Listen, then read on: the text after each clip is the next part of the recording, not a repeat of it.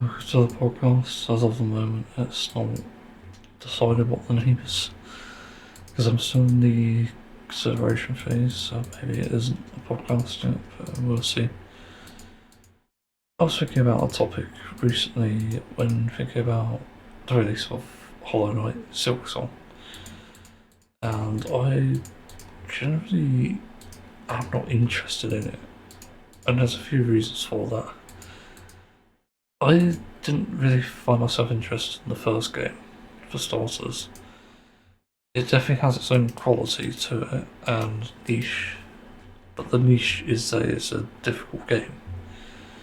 And for me, with basically all my problems and not being able to handle difficulty that well, it doesn't appeal to me in the slightest as a result.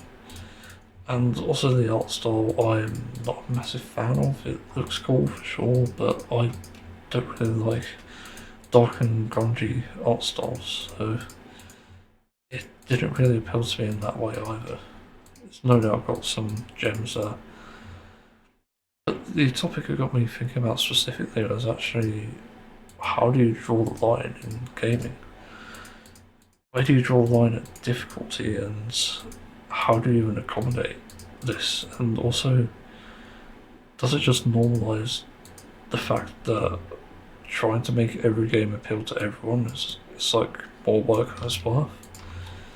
Because I see the argument where people say the developers want you to play the game as intended. My only problem with this is it will lead players to find ways around it if they don't like it. And that's why some games you see now have difficulty sliders and hell, even an option to cheat I've seen in some games. Well, it's quite rare nowadays. You don't really see it in indie games. It seems to be a forgotten art, to be honest. But yeah, like games used to be quite accessible with cheats, but now it's like okay, you have to rely on what the developers give you, and that definitely can be a double-edged sword. For example, if you play like Doom Eternal, I think I actually did play on the easiest difficulty. I can't remember to start with anyway. And basically, I didn't ever switch weapons. I basically stuck to the same few and didn't do the quick swap. Only really swapped weapons when I needed it. But a game like that, the difficulty isn't very well tuned because, from what I remember anyway, because you have to contend with the fact that it relies on the quick swap function to do effective damage and get through the content. And I do see that being a struggle because disabled people, for example, you will struggle on that. It depends on your disability, of course. Some people have motor impairments, and that can greatly impact the ability to use like a controller or even keyboard. So that does come with its own issues. So exactly how do you draw the line then? If difficulty, like if you add difficulty to Elden Ring, for example, does that mean that the game's less important or less impactful? With it being a Souls-like and all? In my honest opinion, no. And the reason is because the more accessible a game is, the better. Otherwise, players will just try to mod it and make it accessible. So it's going against what developers intended, but that's for good reason. And I think any criticisms about that should be hopefully shut down. Because that's just how players want to play. There's really nothing to it. And it's been a topic for a while for some reason of controversy. I don't really understand why. It's a difficult game, that's for sure. It's designed that way and it's presented that way too. Where I take issue is those of us who want to appreciate the game's quality and the developers' obvious, like just amazing work on it. Let's not kid ourselves, it's really good. But we don't want to not enjoy the game and feel like we have to review it badly and just say that, yeah, this isn't for us. And it just doesn't sit right with me. And I guess that's where I draw the line, really. It's like, if a game's difficult and it's not accommodating, then I don't feel I need to essentially hand over my dollar for that.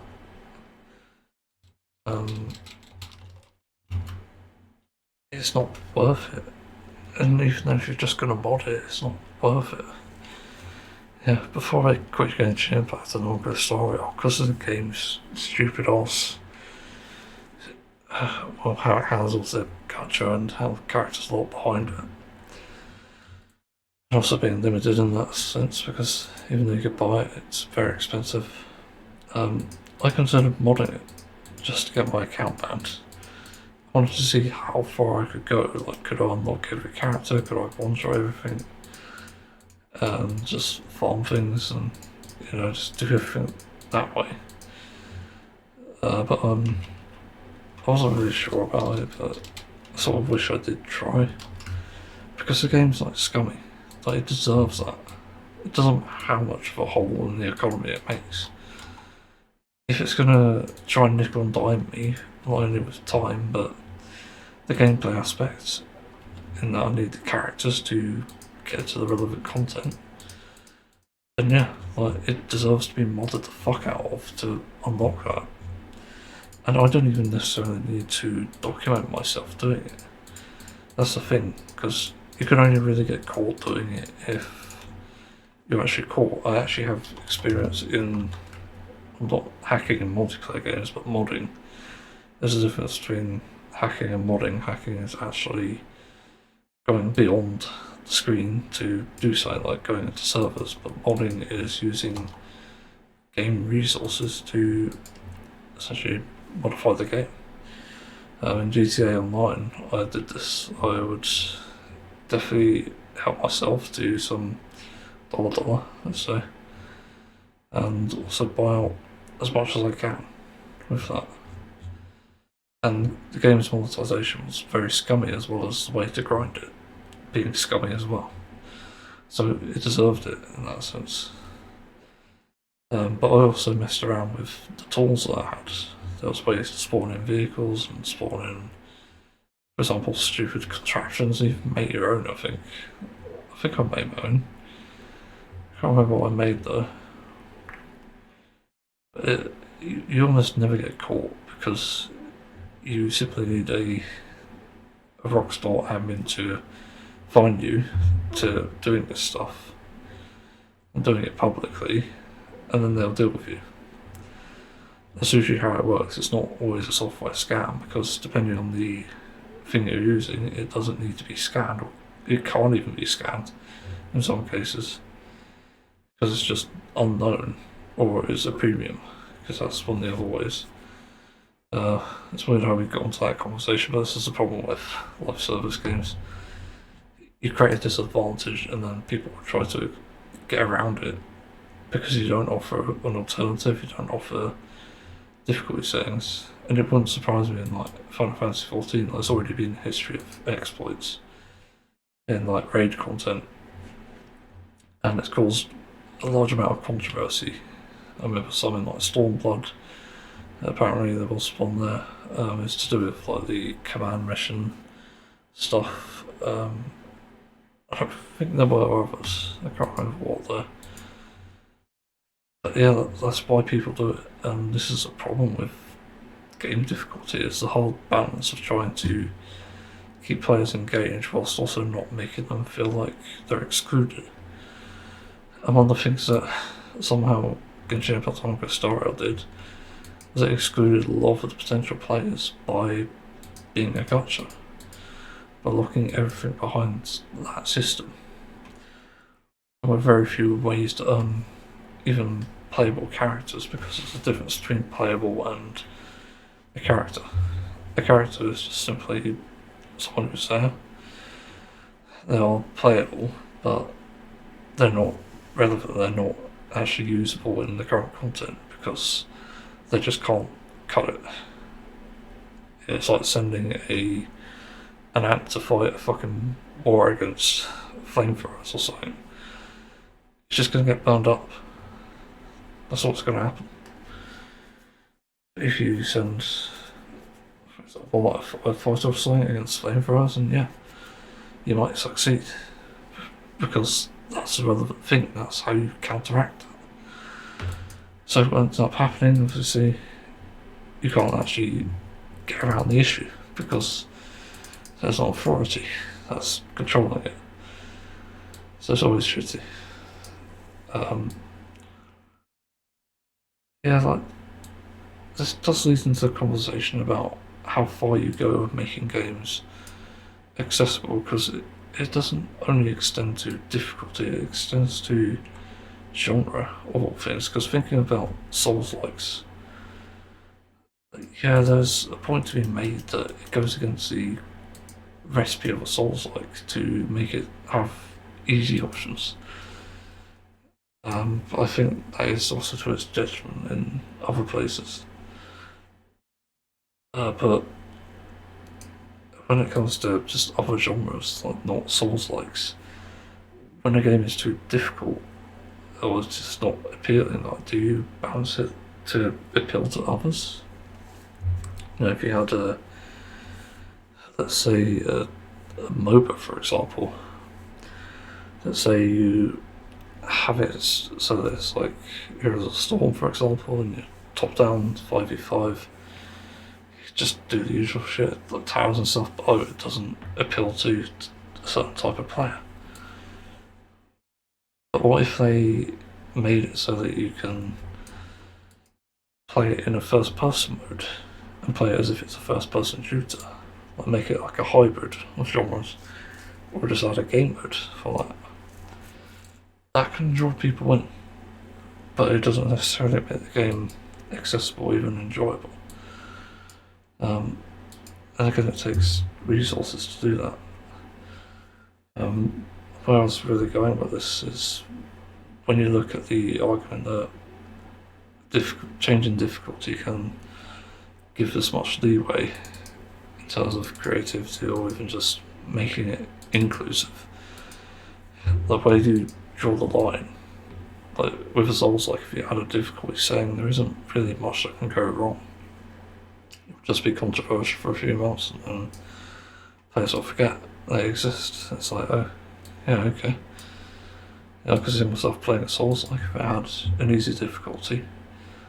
But if a Souls like was to become, say, a first person shooter, where you just suddenly have guns, and it's just to appeal to the audience of, again, FPS gamers, then yeah, that's going to cause problems.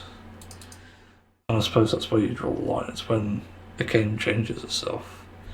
You know, Fortnite used to be a PvE game, for those unaware. I remember the Oscars covering it, actually. Is weirdly enough one of the few games I remember them covering. I'm not sure if that's because I noticed it when Fortnite became popular. But Fortnite eventually added that Battle Royale mode, and that obviously stemmed into what it is now. It's like a popular game. It has the crossovers that also make it quite famous. But that does come with its own issues, obviously. And the fact it changed from PvE to Battle Royale means that it entirely changed what it was actually about. It's just like building a fort, hence the name Fortnite. And I think it was actually like it's like a tower defense, technically speaking. I can't remember. I just remember you build forts and you have to survive somehow. That was what it was about. It never used to be about Battle Royale and fighting Ariana Grande and Peter Griffin. It wasn't anything like that, and whilst it was successful, I wouldn't argue it's necessarily a good thing, especially with what it's become now. It's obviously had its massive amount of downsides. Even like PUBG, I remember when that came out, everyone was playing it, and it just never interested me. If it was to suddenly become a I don't know, arena shooter, a bit like CSGO, then maybe it'd appeal to me. But it's not amazing. But I just think that generally isn't worth it investing in games like that because it's kind of virtue signaling in a way. And it's virtue signaling in the truest sense. It's like, oh, we're a turn-based game like Final Fantasy, but we can ride a first-person shooter. So I guess you're thinking like they're literally trying to lure people in. Like Genshin Impact the Hongkong story and literally virtual signal with the anime genre. Something that's not really talked about, surprisingly. But even though it's like one of the least anime sort of games, it somehow draws in a massive audience from essentially anime lovers. And what people don't realise is if you remove the anime aesthetic, it's literally a solid game. Other than the gacha and monetization, but still solid. It's a solid story and characters. And really, the anime aesthetic doesn't mean much. You know, if you just listen to all the lore stuff, I actually recommend this, by the way. Like all the lore videos out there. And don't look at the game. Don't even associate it with anime and don't draw faces. You'll still have as much fun with the story than if you're actually playing it. You probably have more fun, actually. More fun or just more interest. It depends on what you like. Yeah, even the stories is kind of true as well. It's kind of what Genshin Impact was. It's like slice of life, romance, action, comedy, adventure. There's quite a lot of horror, definitely. Yeah. I think I've said everything I can on the topic. I'm curious to know what people think about this. It's a weird topic, for sure.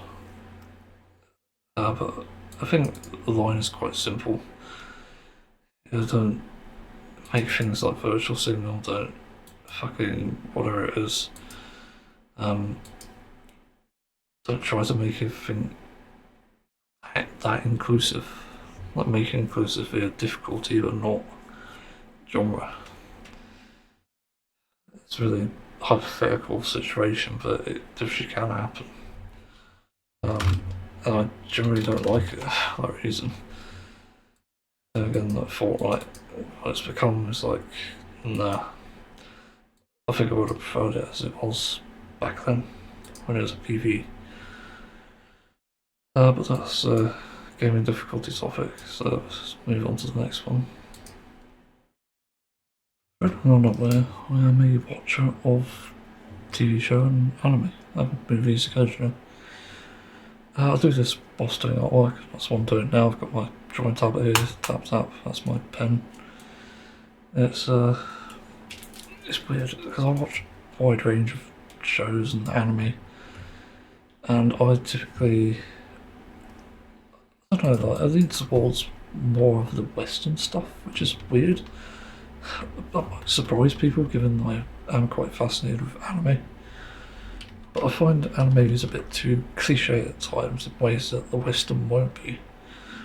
It's been a while since I've seen an anime that's like not that cliche. I'd say Castlevania is probably the last one I watched, but it wasn't. And Fate Zero was amazing. That was like the least anime I've ever watched, other than Death Note.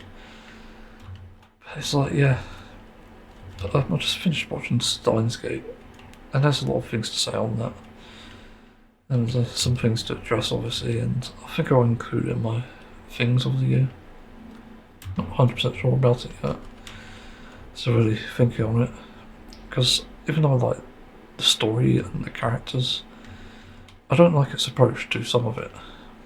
Because it feels very off at sometimes. Like Doro is a complete fucking creep, and obviously I'm going to a bit of spoiler territory here. He, like, yeah, I would say what he does, but he does something creepy in the direction of a miner, which, as you can imagine, is extremely fucking creepy. And he doesn't do it once, but he does it before with a character who's clearly an adult but appears like a child, and it's just fucking weird. Like, what the hell? Why did they design a character like this? And not only that, why did they dub that? It's so fucking creepy. But that isn't even the only bad thing it does. It definitely does some other things that are just questionable. There's a character in it called Ruko who is obviously identifying as a woman, but she was born a male. And even though it's like 2010 this came out, 2008 I think, the first series, it insisted on Ruka being a guy. Although other characters were not really that interested in that. It's only really Okabe, which again is really odd. But Mayuri is pretty much accepting. She's honestly an angel. But everyone else, Dora's actually kind of accepting, which is interesting because Ruka actually does look like a pretty anime girl. But everyone else is a bit like, no, you're a dude. And that just feels shitty, given how ahead of the time it was with all the things it was referencing. Like, there's some things there that I hadn't even heard of in 2010, let alone trans people. And of all the things to fucking like make fun of, it's the fact that Ruka was born male. What the hell? But they did Steins Gate Zero in a few movies, and it's more tame, they're more reeled in with that. But it wasn't perfect still. There's still problems. Some still called Ruka a dude, and it improved overall though, other than that. I wouldn't say the stories were as good. But then Steins Gate Zero, which is 2018 I think, I quite liked it. It wasn't as good as the first one in my opinion. It's where the creepy Dora moments happened, more so. But it was more tame. Like, I think there was only like 1 or 2 references to Ruka being born male. But one of the best things in the first Steins Gate is actually explore a world where Ruka was actually a woman, and they did Okabe eventually anyway, before having to turn back time again and change it because it was ruining the world. Killed Mori and stuff. It's like a bunch of weird things. It's a really good story, but again, those points just feel kind of bad. But Steins Gate Zero was more accepting of the idea of Ruka being female.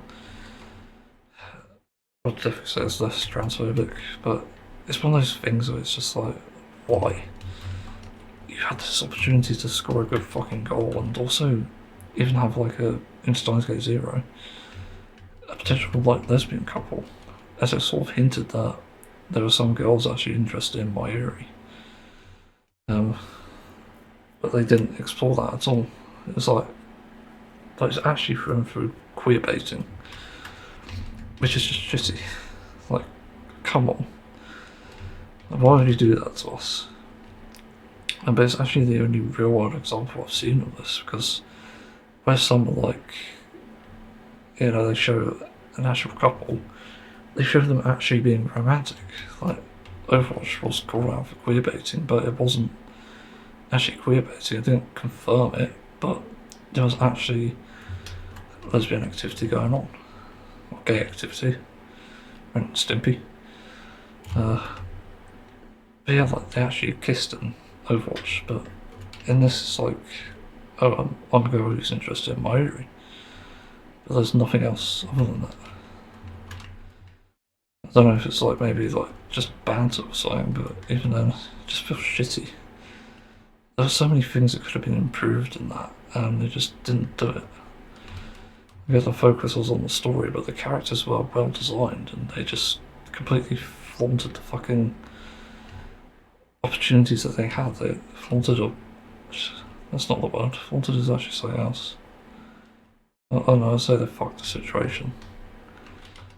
They just made it really bad, and yeah, I'm not happy with that, to be honest. Like, it's one of these shows that I wanted to like, and it definitely is one of my favourite animes of all time. But that aspect of it is like, it makes me hesitant to try and remember it because I almost want to forget it. Yeah, you could be ahead of your time and then just not do stupid shit. I think at the time that One Piece was going through the what was the arc? Marineford, that was it. And at the time they had like the drag queen, who is it? Oh, I can remember the name. Ivankov, that's it. Which was fucking amazing, and it's a pretty cool reference to Tim Curry, I think, from Rocky Horror Picture Show. That's like at the time that was out, I guess that must have been fucking groundbreaking. Like no other show had done that, and I don't know if any other anime had. There's definitely animes with LGBT plus representation, but I don't think I've seen any sort of that good overall. Just being honest, One Piece isn't perfect, but it's still good. It's still better than nothing. Yeah. Just a lot more that I wish could have been done better. If they remade it, for sure they could fix that. Or redubbed it even, like, just removes the fucking thing. You know, the animation isn't even that sort of ingrained in that thing. It's not like, oh, Ruka, you're a dude. Like, they don't literally express that as shock. Well, until the moment that they actually investigate, but still you can adjust it. It's not impossible. Yeah. I just wanted to talk about that really, because as much as I recommend it, there is that sort of warning of, yeah, it's sort of backwards in some areas. And it's definitely not a show for stupid people, I'll say that. It can be hard to wrap your head around what's going on. And a lot of people I've seen on the comments of the anime site I watch it on were just like, I don't fucking understand this. Why can't it just be more simple? And they're just downloading it because they don't understand it. It's just, what? How do these people exist? It's just so weird. Yeah, Stein's Gate was good. That's all it'll ever be, I think. It's just good, not amazing. There's no Death Note. It's definitely not like Dark or anything. Dark was amazing, like its time travel stuff. I still recommend it though. I'm surprised I haven't talked about this gaming topic yet, but it's something that kind of interests me. So, as people might know, there's been a Sonic game that's essentially been teased. It's already got 1,000 views. I'm looking at the page right now. It's actually had a demo as well. But it looks to do what I hoped they would do, which is put more emphasis on the transforming vehicles aspect and basically make it a bit more like Mario Kart. Although it's now like Crossworlds technically because you go through different worlds. Because I did not like Sonic and Sega Racing and Transformed. They were awful. Everything from the janky drift to the items, and they're just absolutely busted bots which you can almost never beat. Like even speedrunners struggle with it. It's absolutely nuts how bad it was, and it was one of those games that you really wished would do well, just to send the message that we're interested, but I don't think it did. And we waited for years for something to come out. There's been like another Sonic racing game or two. There's been Riders, all of which with mixed success. I actually played the original Riders on GameCube, I think it was. That was a weird fucking game. I'm not sure I liked it. I always found it a bit odd. It just wasn't that friendly to new players and stuff. Well, most Sonic games tend to be, and most racing games that matter. Like even something like Sonic R was just unique for its time because you're just running as Sonic. It's like the only time you actually played as Sonic in a race. Like, with Sonic's actual movement and stuff. It's just so bizarre that they haven't done anything like that for a while. But the thing that just gets me about Sonic Crossworlds is it looks like it has a lot going for it, but we have to wait and see until 2 days later. Apparently its releases on September 25th. Yeah, it's weird, but it looks better. Because by the looks of it from this trailer, you can do the customize everything. I've seen this in the demo. You've got multiple characters. You've got Cream Rabbit, which is a character I love personally. She's quite adorable and she's very underrated. Like, a lot of people just disliked her because of, well, quote unquote, the annoying voice that she had in Sonic X, but not anywhere else.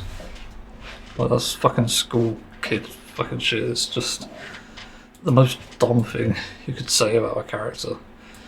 Like, you don't critique the character, but you critique the fucking voice. Are you kidding me? I always thought Cream could be more like badass, like have that secret sort of not so soft side, because she is portrayed as soft, is she? I wouldn't want to pet her and hug her. Yeah, like, it's always been a bit weird in that sense. Also, they have Big the Cat in this, I think, as well, which is amazing because also like Big the Cat. Yeah, like all the OGs that are just seemingly forgotten for no reason, and just Sega couldn't give a shit. Yeah, I've always found it odd about that. But the fact they added these characters means that they're kind of listening now, and I am kind of interested. You know, Sonic Frontiers was actually one of the worst Sonic games I've played. At least in the modern era anyway. I played 06 and I hated it and I didn't complete it, but I completed Frontiers and it's still bad. I like the movement. I think Sonic was at its best there with the movement, but everything else was just kind of meh. The soundtrack was alright, but that's it. It literally had nothing going for it. You know, graphics was bad, the environmental design was good, but it should have been hidden in the graphical sense. Like, the floating fucking rails made it look like a debug sandbox thing. That was how bad it was. If anyone doesn't remember that, that was a big controversy before it even released. So naturally there was this issue of, well, that, you know, players seemingly already taking issue with that thing. And it's just such an obvious thing to fix. Like, you make it invisible until you hit something that's like, oh, you've activated a time travel. That was the simple fix, and they didn't do it.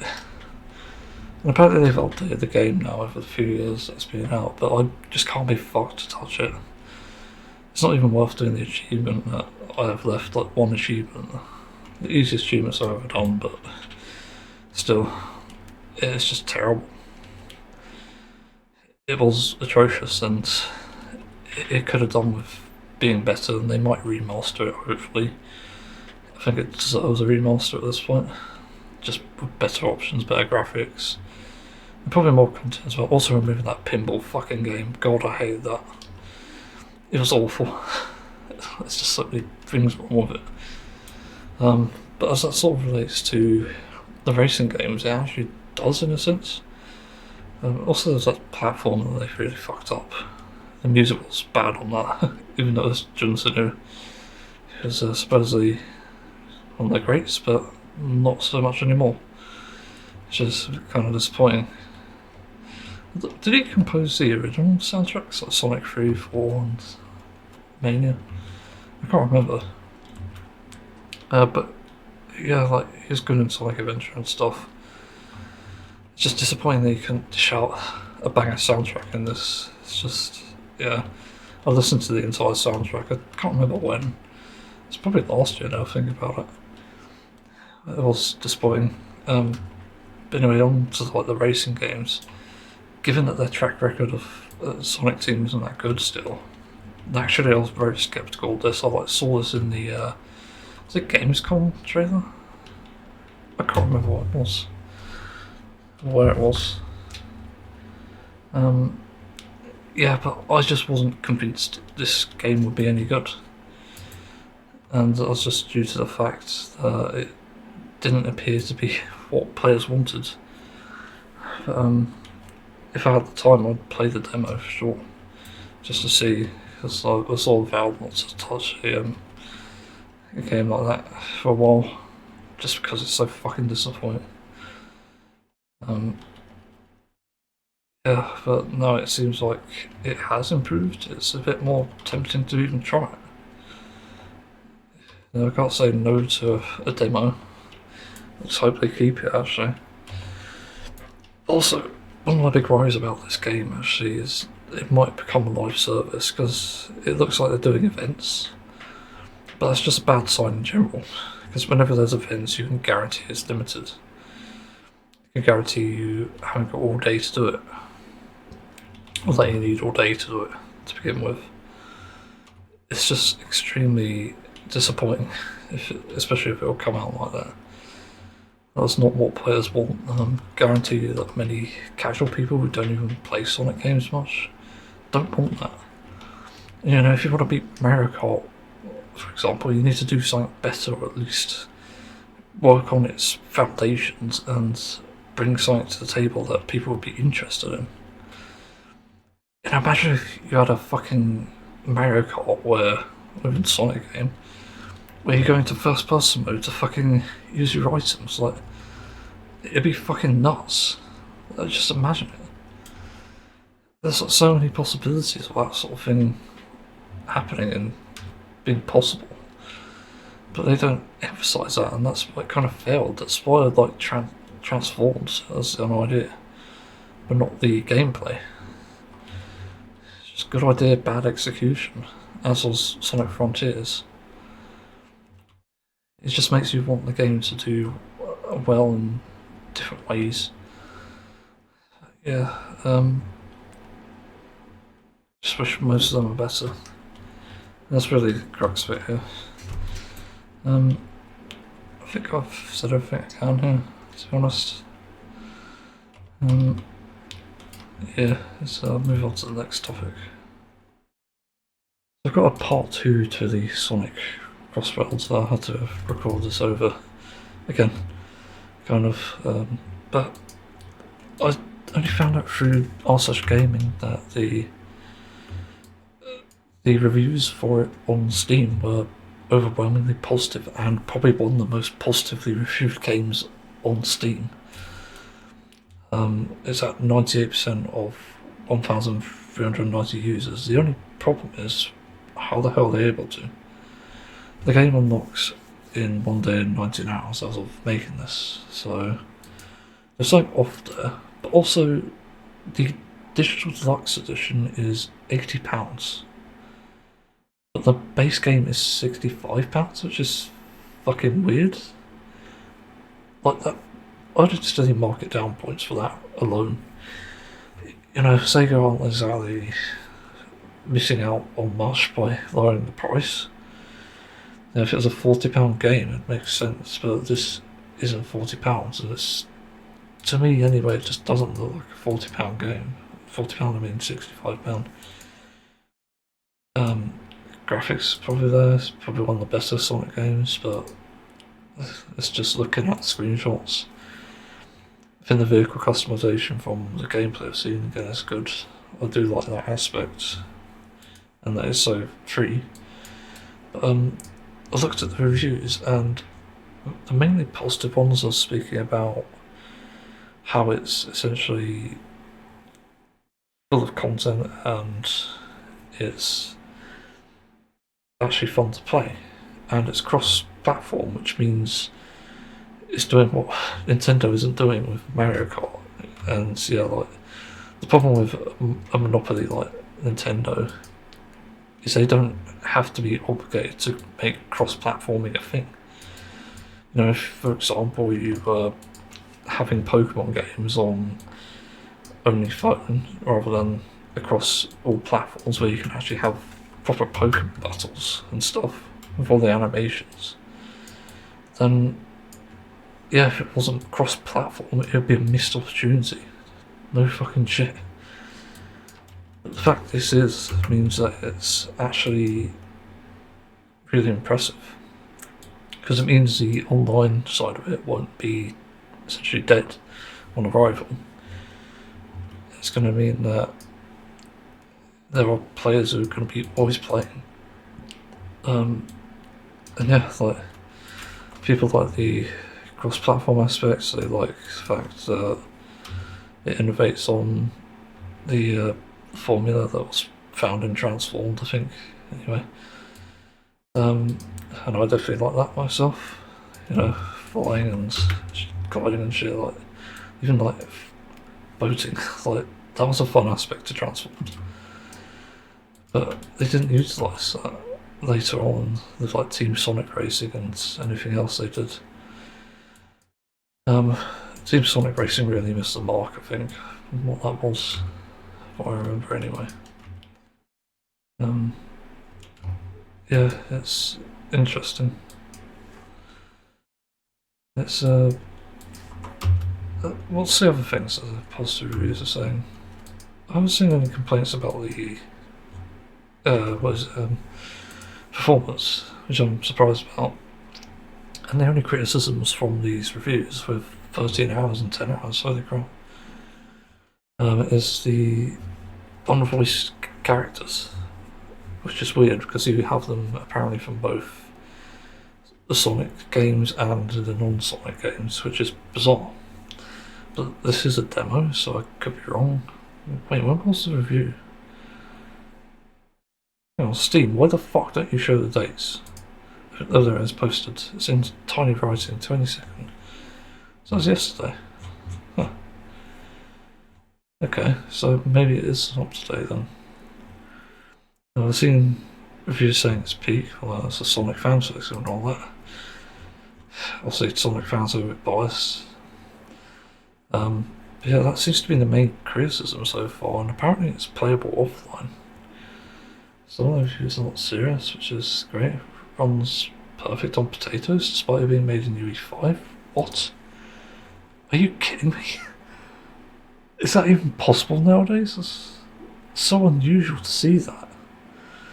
Track designs are fun, races are fun, a ton of characteristic of part combos. Item balance as well because of the counterplay allowed by the multiple defensive items and defensive gadgets. Okay. Banger music apparently. Switch up wheel at the jukebox, so. A really varied car customization. Also seen that they have boards and cars. I think that's a really fun aspect because it allows for more creativity. It means you could have fucking someone on roller skates probably. Like, imagine, I haven't played it, but Jet Set Radio. Having that fucking guy on it.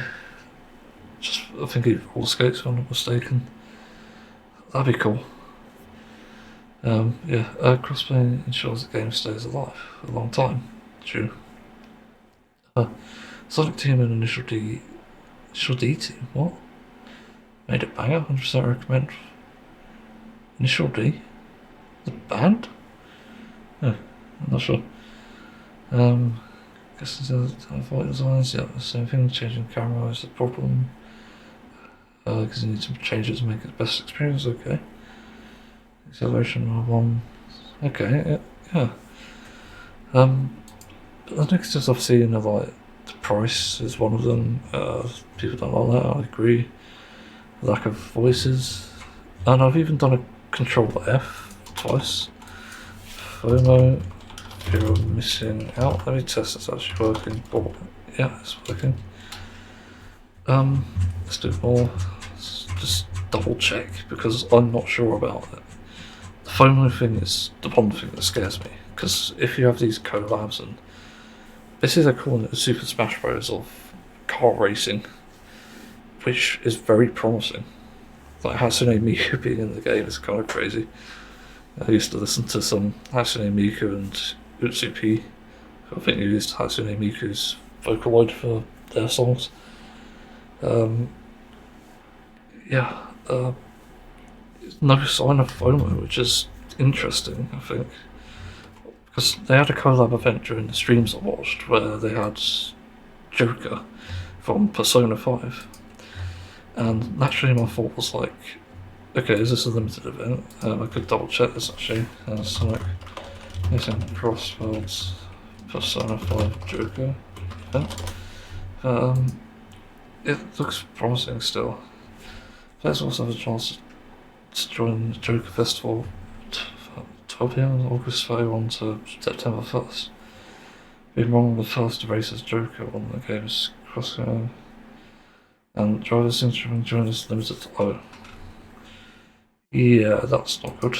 I don't know why that's not been pointed out. What happens when it's gone? Like, is it just gone forever? Does it even come back?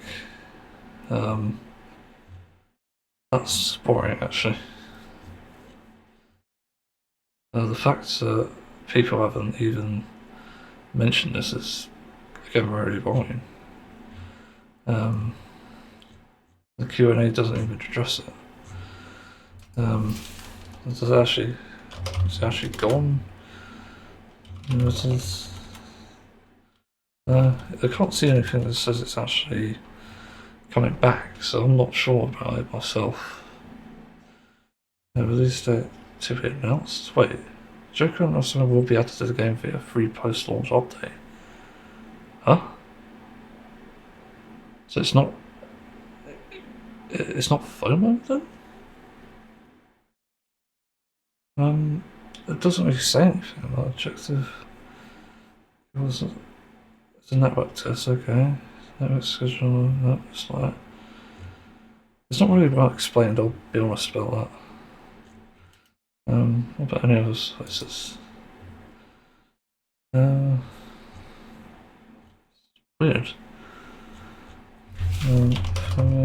What's the time? Sort of looking at. No mention of it. You have to wait and see, I guess. Like, if they remove it, that's going to be bad for the game's health, because it means that you'd have to be forced to play it, essentially, to get everything, and even if you don't want to play it. And I'm not a fan of that. I hate FOMO, and it's true for even like Final Fantasy XIV I'm playing in the background here. It's just terrible. FOMO has no place in modern gaming because it literally makes no sense and it just alienates players. It just makes it unpleasant to play. Like, fuck off. It's bad. And I'd definitely consider playing Crossworlds if it weren't for the FOMO. That's why I don't currently touch Overwatch 2, even though it is kind of appealing in other ways, other than the 5v5 format. But yeah, you just don't really want to mess with that sort of thing. It's always a slippery slope. You know, if they keep it as it is, I might try it. Like, if they don't have FOMO, it's definitely worth a try. I'll literally stop playing Final Fantasy XIV just to play it and try it out and see. It's one of the most promising card games by the looks of it that we've seen in a while. I'll wait for other reviews to come out and see. Yeah, so yeah, that's my thoughts on it really again, after having read some of the reviews. Yeah, let's move on to the next topic. So I started watching Black Mirror, and specifically because other people have watched it, but also it's sort of like a psychological horror, I guess, and I generally like it so far. It's definitely a little different to what I'm used to. It's just kind of like the action stuff, but it's just got this interesting concept. Like, the first episode was actually kind of meh overall because it just wasn't amazing. It's only dystopian in the sense that one person can cause this much suffering just simply by this scenario. But the thing with that is it just wasn't entertaining, to be honest. Like, I liked the episode, but it wasn't very entertaining. Everyone was tense, I could give it that. But nothing else, in my honest opinion. So it's a weird situation, that first episode, but the second one was actually much better. It was the guy in this getting merit stars it. I don't remember now. I must forgot for some reason. Yeah, so grinding merits like pretty much their entire life stuck in this supposed prison. I don't know what it is. And that part sort of wasn't very well explained, but it seemed like they had humans doing their bidding essentially, and yeah, it's kind of clear to see that cycling was like another means of providing power, hence why they earn money. But yeah, parts of it again weren't very well explained. It's just like you can't figure this stuff out exactly. And then the romance aspect of it, so I should have said spoilers. But the romance aspect comes into it, and it makes for an interesting,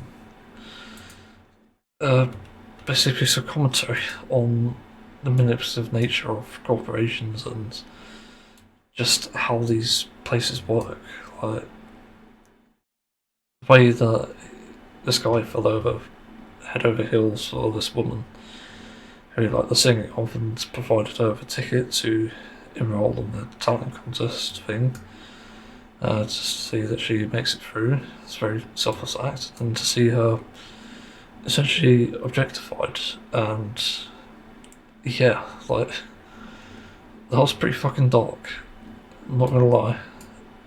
And the fact that the other judge, the one female judge, was just watching it like, yeah, this is normal, yeah. It was just disturbing.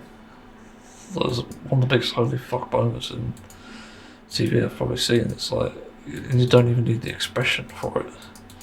You just tell this is just a horrible situation. So the guy, I can't remember his name.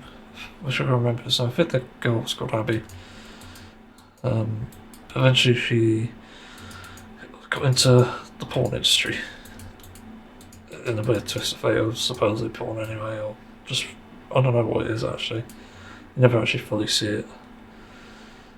But she got into that, and so she got to get out. She's stuck there. Because that's what the corporations or corporates, whoever's behind the scenes pulling the strings, basically. And yeah, it just feels like, oh my god. And then the guy has to go through this fact that his love interest is now the porn star.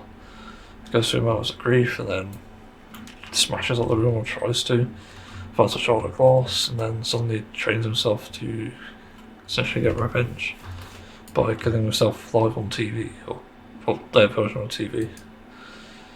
It's more like tons of reality, I guess. But yeah, that was interesting. He enrolled in the talent show to sort of get back at them, to make a statement. It's very interesting. But when he does, it's like he does his performance, like it's really interesting. I didn't actually expect his full performance, it surprised me. But then he pulls out the glass shard and holds it to his neck, which was completely unexpected. It seemed like he was trying to make a statement about this place, and then suddenly the guy rallies behind him. One of the judges, anyway. And also that other judge saying, like, I don't care about your heavy shit, I'll beat you the fuck up. Oh, what the fuck? It's just another big holy shit moment. It's how dystopian it is. It's just nuts. And yeah, and then the other male judge is like, oh yeah, I like your drive, I guess. That's what he's trying to say. Yeah, it just leads to him being recruited. Like this guy is just angry about the love interest being recruited into the porn industry. So that happens, and he actually takes up the offer with the audience's approval as well, and becomes, again, someone who's objectified by this industry. And then it sort of ends with this clip.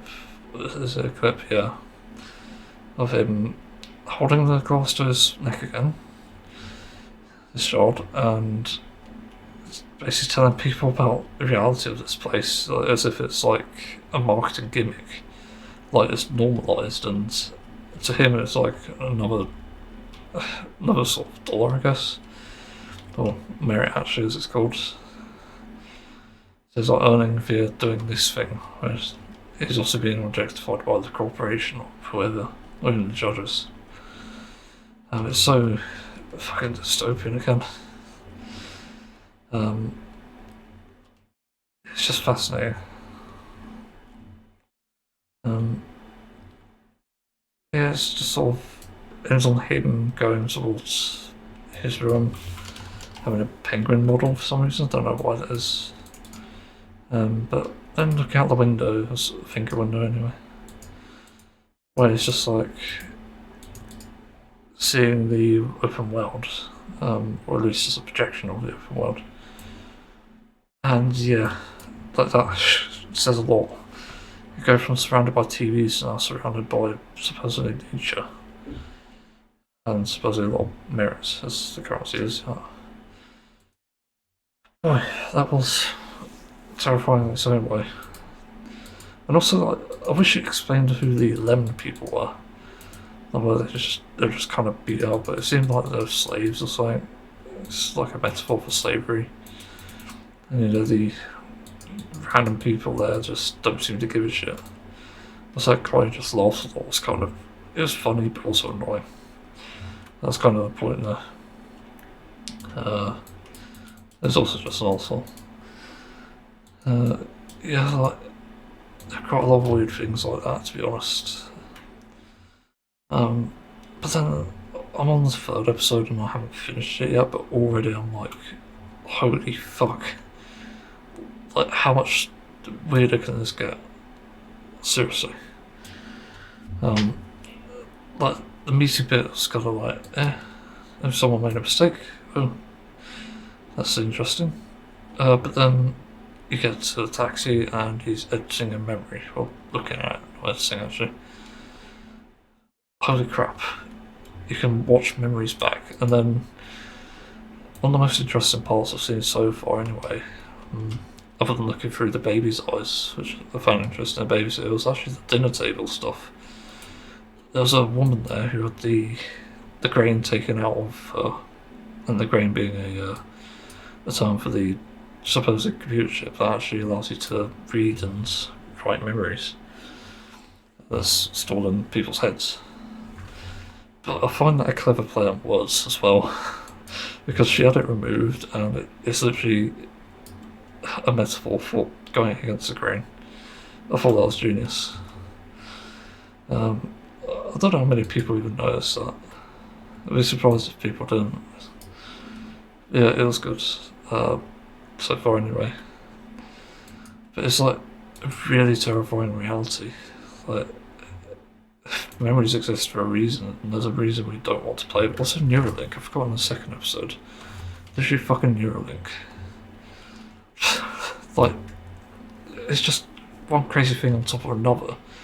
And from what I could tell, it was actually Neuralink because the guy was getting recommended, well, porn for some reason when he was talking to the woman he likes and thinking about her. And then he just got bombarded with it in the end, like, fuck, I missed my shot. And she's essentially been ruined for life now. Yeah, it's so dystopian. Like, looking at memories, replaying it, even deleting it, like, that's just nuts. There's a reason you don't play God. It's because you weren't designed for that sort of thing. I'd say designed, but like just evolved. Evolved is probably the better term because that is literally what we are. We are evolutions, not creations. And that's why it sort of feels like, holy crap, this world is just one thing after another, and there's a reason you don't interfere with things. It's exactly for that reason. It's because it's so fragile, that our lives are all fragile, objectively so. And we can't ignore that, because if we again try to adjust it, we end up having consequences to it. And the thing with Neuralink, I remember a few years ago that Elon Musk was doing something like that. It's like, this is fucking disgusting. Like, why the hell do we want this? I think they're trying to like project things into like a pig's mind, like advertisements or something, or just something of interest. It's just so gross. Like, why the fuck would you ever want this? And also, it's like one of those things, if you wouldn't wish it on your children, why would you even allow it? It's just fucking nuts. And the fact that it's even like started, it's just, oh my god, why? Yeah, but with memories and stuff, they exist for a reason. They're to teach you, to help you learn and develop. And without them, even the bad ones, you wouldn't actually be able to live a proper life necessarily. You're supposed to have hardships, and you're supposed to come out of them a certain way. Even if they are like really dark. But yeah, those were my predictions for that episode anyway. I'm going to say that the woman who went against the grain, oh yeah, that's the other thing, she likes her life that way, without being able to read the memories or view them or even edit them. It's just interesting. But one of the predictions I have, I guess, is that I guess it'll become so much of a problem because everyone's looking into each other's memories, like they're going to find who's cheating on who, is going to find who's lying in a meeting or something. Like, it's just going to be like more exposure for exposure's sake, that sort of thing. But I can tell it's just going to take a darker turn. But at this point, I'm not half expecting the actual thing that they've joked about as characters, not the actual writing, but the actual thing they joked about where they're all actually paedophile babysitters, which is just fucking terrifying. And they're installing that into their heads. They could be installing it, so who knows? Yeah, it's one of those things that's just like when you think about it, it's like, oh shit, this can't be real, and hopefully it's not real. Yeah, but Black Mirror first impressions are quite, I'd say it's good so far. It's not amazing, but it is good. It definitely does predict things. Also the payment to cancel stuff, remember that. There's a lot that actually happened in the second episode, which was surprising, even though it's like quite basic. It's just like things that happens, and you have to pay to deny things, or just go through it, accept it. Like pay to skip an advert. Like, it's so fucking crazy, and this is like 2011, I think. This actually first came out. Like, holy crap. It predicted a lot, and it seems that that's come true to an extent. Like, it's just nuts. Like, holy shit. Hopefully the world doesn't become like this, but it almost seems like CEOs and stuff, or billionaires, are just looking at this, or governments even, are looking at it and thinking like, yeah, let's implement this. As if that's something to be proud of, to make people suffer. It's just so fucking horrible, and that's what makes it, has its charm essentially. It's a bad charm, I guess, but in a good way. It's hard to describe it. It's a gimmick, actually, that's probably the better term. It's just so fascinating. Yeah, I think I'll stop talking about that now. Move on to the next topic. I was just speaking about corruption earlier, and it reminds me of another topic. I just recently found out about a cancer patient who was unfortunately had his entire treatment fund stolen? It's not even a word. Stolen by malware from a Steam game. Yeah, that really fucking sucks, and there's really no justification for this other than someone being greedy and also just pure evil. It's just fucking sick, like risking someone's, well, it could be death, let's not kid ourselves, for the sake of a bit of monetary gain. It's just inherently fucking evil. It's what billionaires do. It's what they want to do, essentially.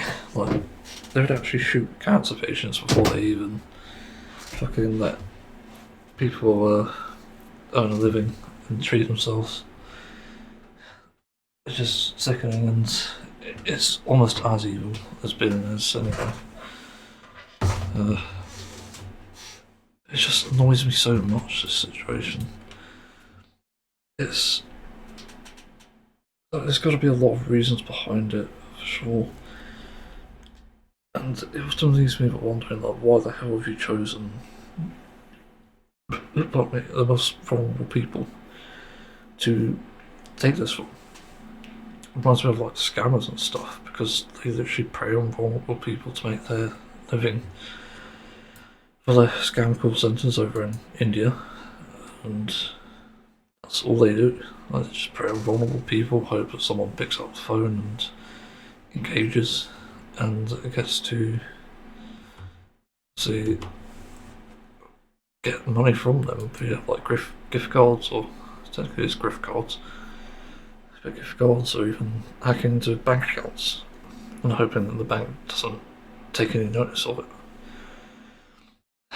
It just sucks. Like, there's evil, and then there's really evil, and then there's billionaires.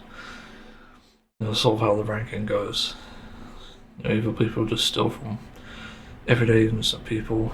Pure evil is stealing from the vulnerable, and billionaires don't really have any limit to their depths. And it reminds me of the Pokemon company, actually, where they copyright striked a charity event for using their music. The Pokemon company was it Nintendo? It's probably both, actually. But it's so fucking shitty, like, why?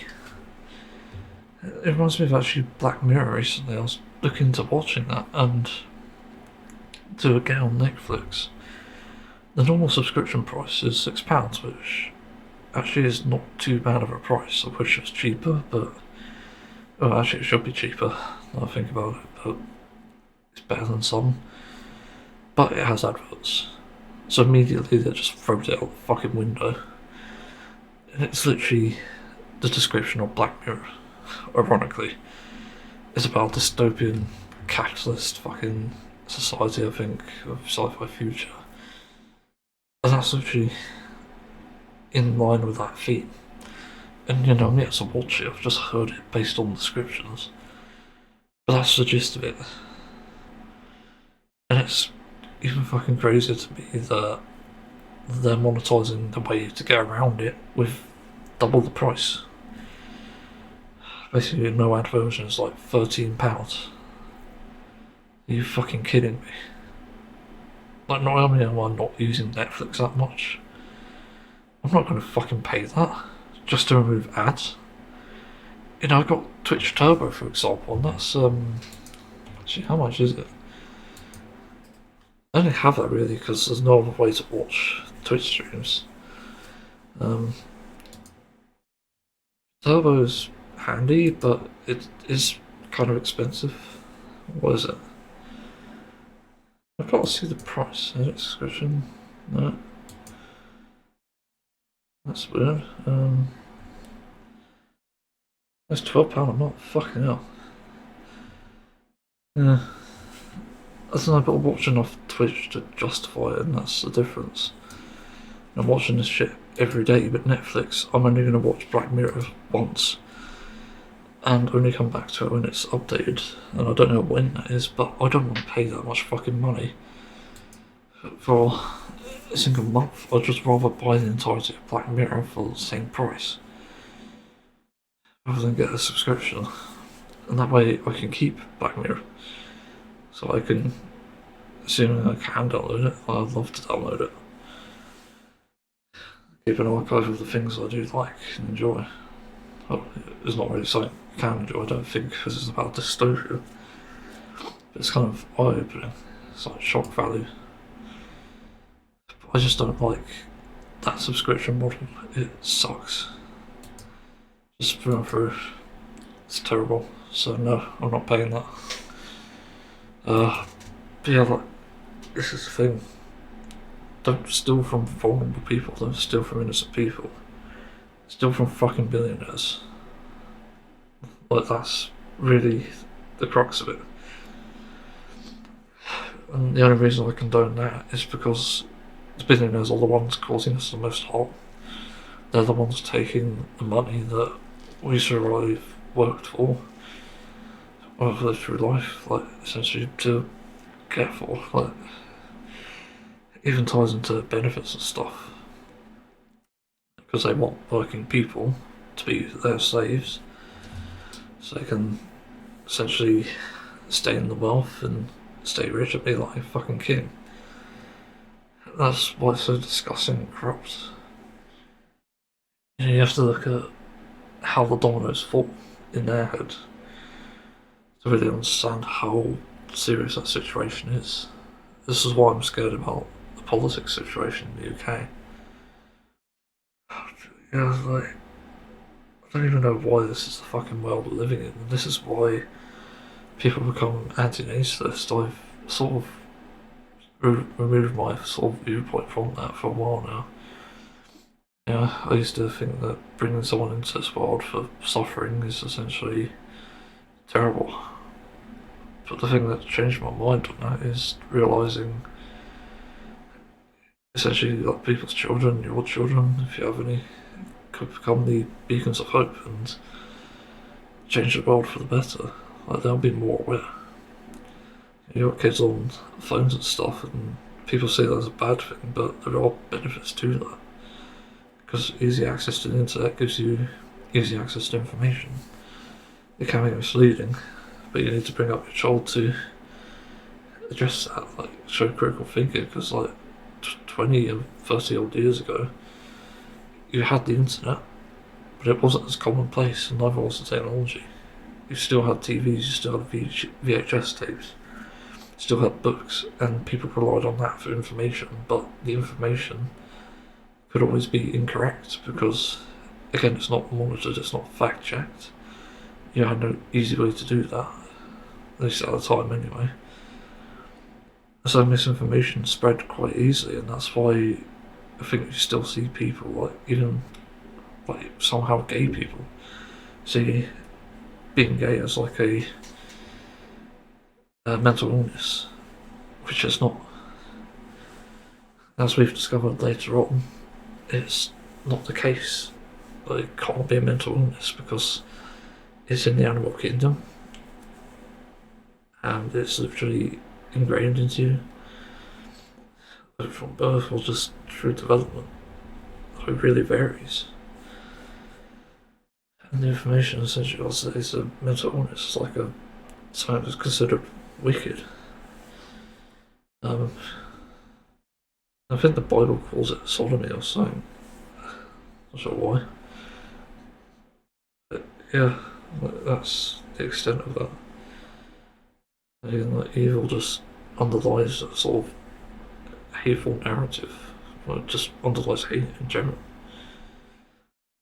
That's why it really should be targeting the people who spread it. Really, it's targeting the people who spread hate. Take back the wealth. Tear down like corporations, like, sure, like, fucking hell, like, get rid of them. Anything that's multi-billion or multi-trillion even, it's just a danger to life. Like, it's just objectively true at this point. I think we're going to be having a hard time trying to find any place where they're doing good with that wealth. Like, any billionaire, any CEO or whatever, any corporation. But where is it? And that's the other thing, like, the common thing with this situation of the emancipation, unfortunately. Like, only the internet, the people who hang around these places and look out for each other, well, the only people willing to pitch in. Not a fucking billionaire CEO. Just the people on the internet. Like, and these tend to be strangers as well. Like, that's the fucking crazy thing about this. Where it's like a penny for a fucking billionaire to cover the cost of treatment here. There are people out there willing to put a fair portion of their wages to help this one random guy with cancer treatment. It's like a good piece of hope after the terrible situation, obviously. The corruption of people is real. Just reminds me of this, I guess it's a trolley problem that I have myself. You know, if you can pull a lever to take a bribe and pretend that everyone else doesn't exist, but get a shit ton of money to see you through the entirety of life. If you pull the lever for that, would you do it? But the other end is like, would you rather just still be in your situation at the moment, where you have a small voice, you don't really earn much, and you do care about others, and it's like, one's more convenient than the other. But that doesn't make it morally right, so if I don't pull the lever, I'm doing the morally right thing in my head. But there are plenty of people who just pull the lever, thinking that there's like no strings attached sort of thing. Some might think they're naive enough to handle that amount of money and will become a billionaire, let's say, to spread the wealth and also get themselves in a safer situation. That's not really how it works, because I think you could probably be sued for that. You could probably, I don't know what CEOs get up to, but they'd probably do something malicious as well. If they found out you were going against their terms and whatever, and get a lawyer involved and sue you for all that money back. There's like a lot of things involved with that, a lot of niche things, and there's no case of like running away with the money and just being safe, unless you go completely dark, which fair enough, you could probably do that. But it doesn't spread a message, it doesn't do much, to be honest. And again, with not having that much money, how can you trust people like that?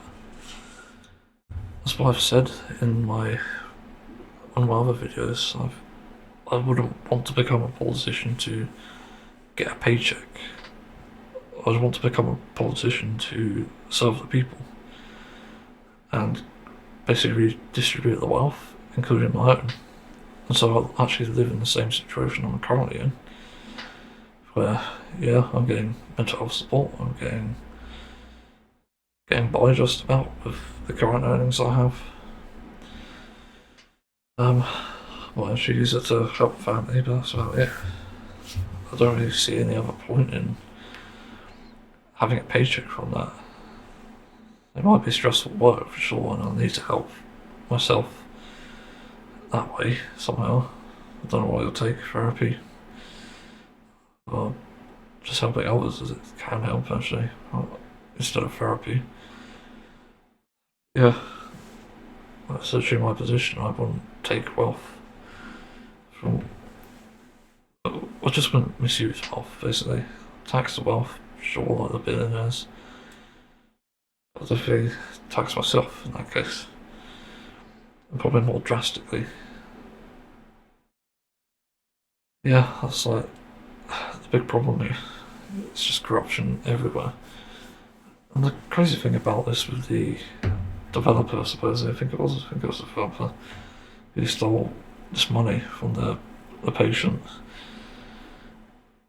It didn't seem like he was fucking struggling. Like, he had a girlfriend, he had a fucking TikTok. It's fucking nuts. Like, how this is allowed to happen, I don't know. Hopefully, this cunt gets arrested. If he deserves it at this point and should have to pay back the money. But then they'll just give the cancer patient more money just because he stole it. Like, it's so fucking fucked up. You literally need to compensate the cancer patient for this trouble, because that no doubt added to stress, it added to sleepless nights. Like, it's fucking horrible. It's pure evil, and the only way you can make evil pay, I guess, is to make them suffer. Make evil suffer. And that's really the only solution, I think. It's the same as like billionaires and stuff. That's kind of what needs to happen. Yeah, that's all I've got on that topic. I just finished watching a Gen Z Nepal protest from a vlogger's point of view. It's called a channel called We Hate the Cold. It's very interesting. Like, just being there, essentially watching it all unfold.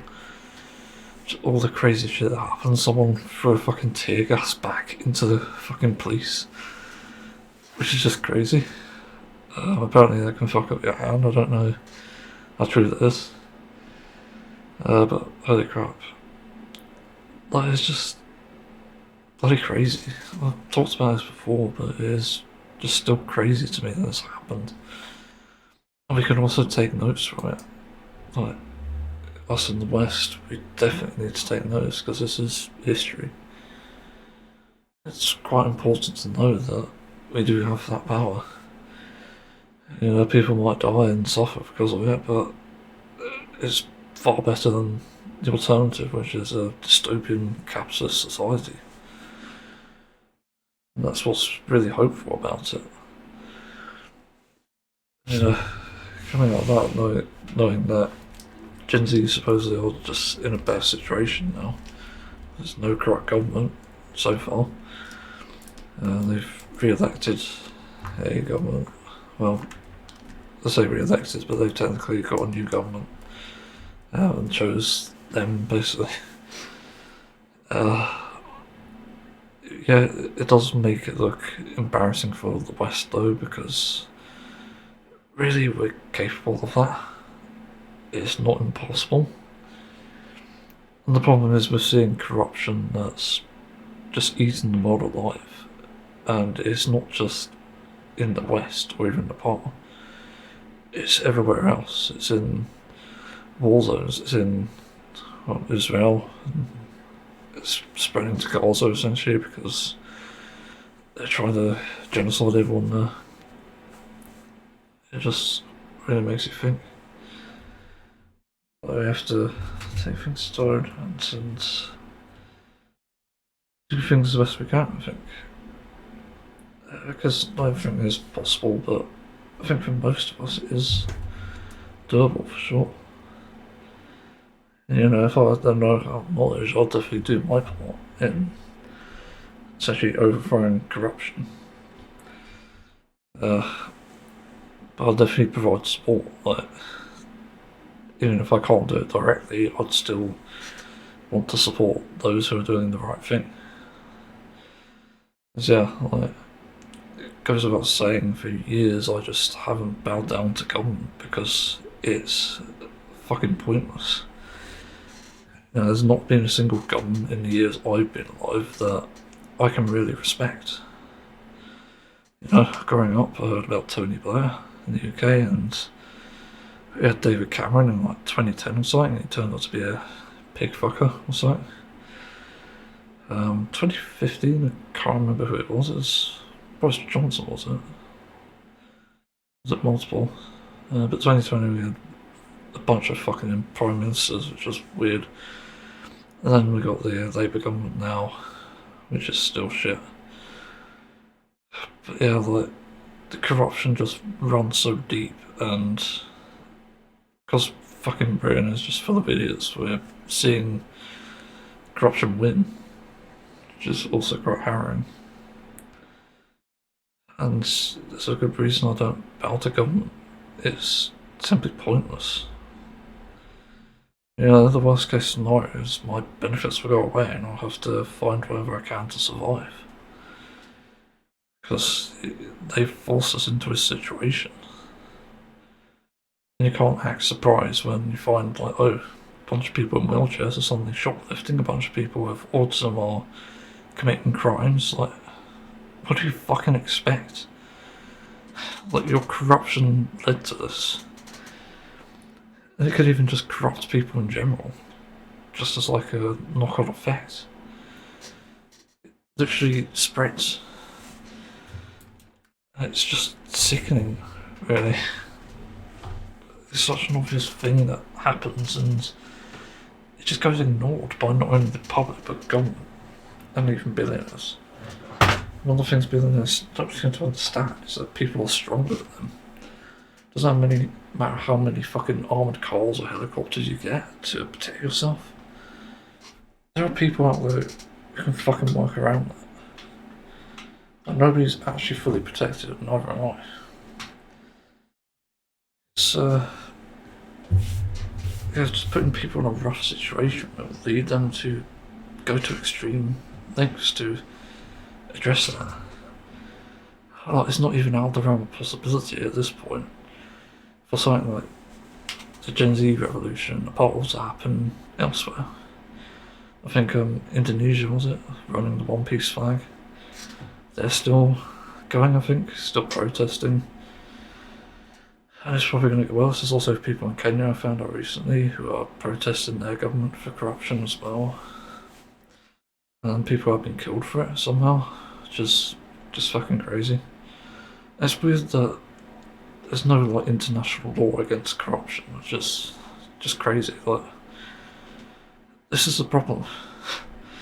If a government is very blatantly corrupt, taking money from people, trying to please everyone, it's going to result in protests. It's going to result in people trying to fight back. But without some sort of law against it, just internationally, how the fuck do you expect people to be happy, let alone fight for their own country?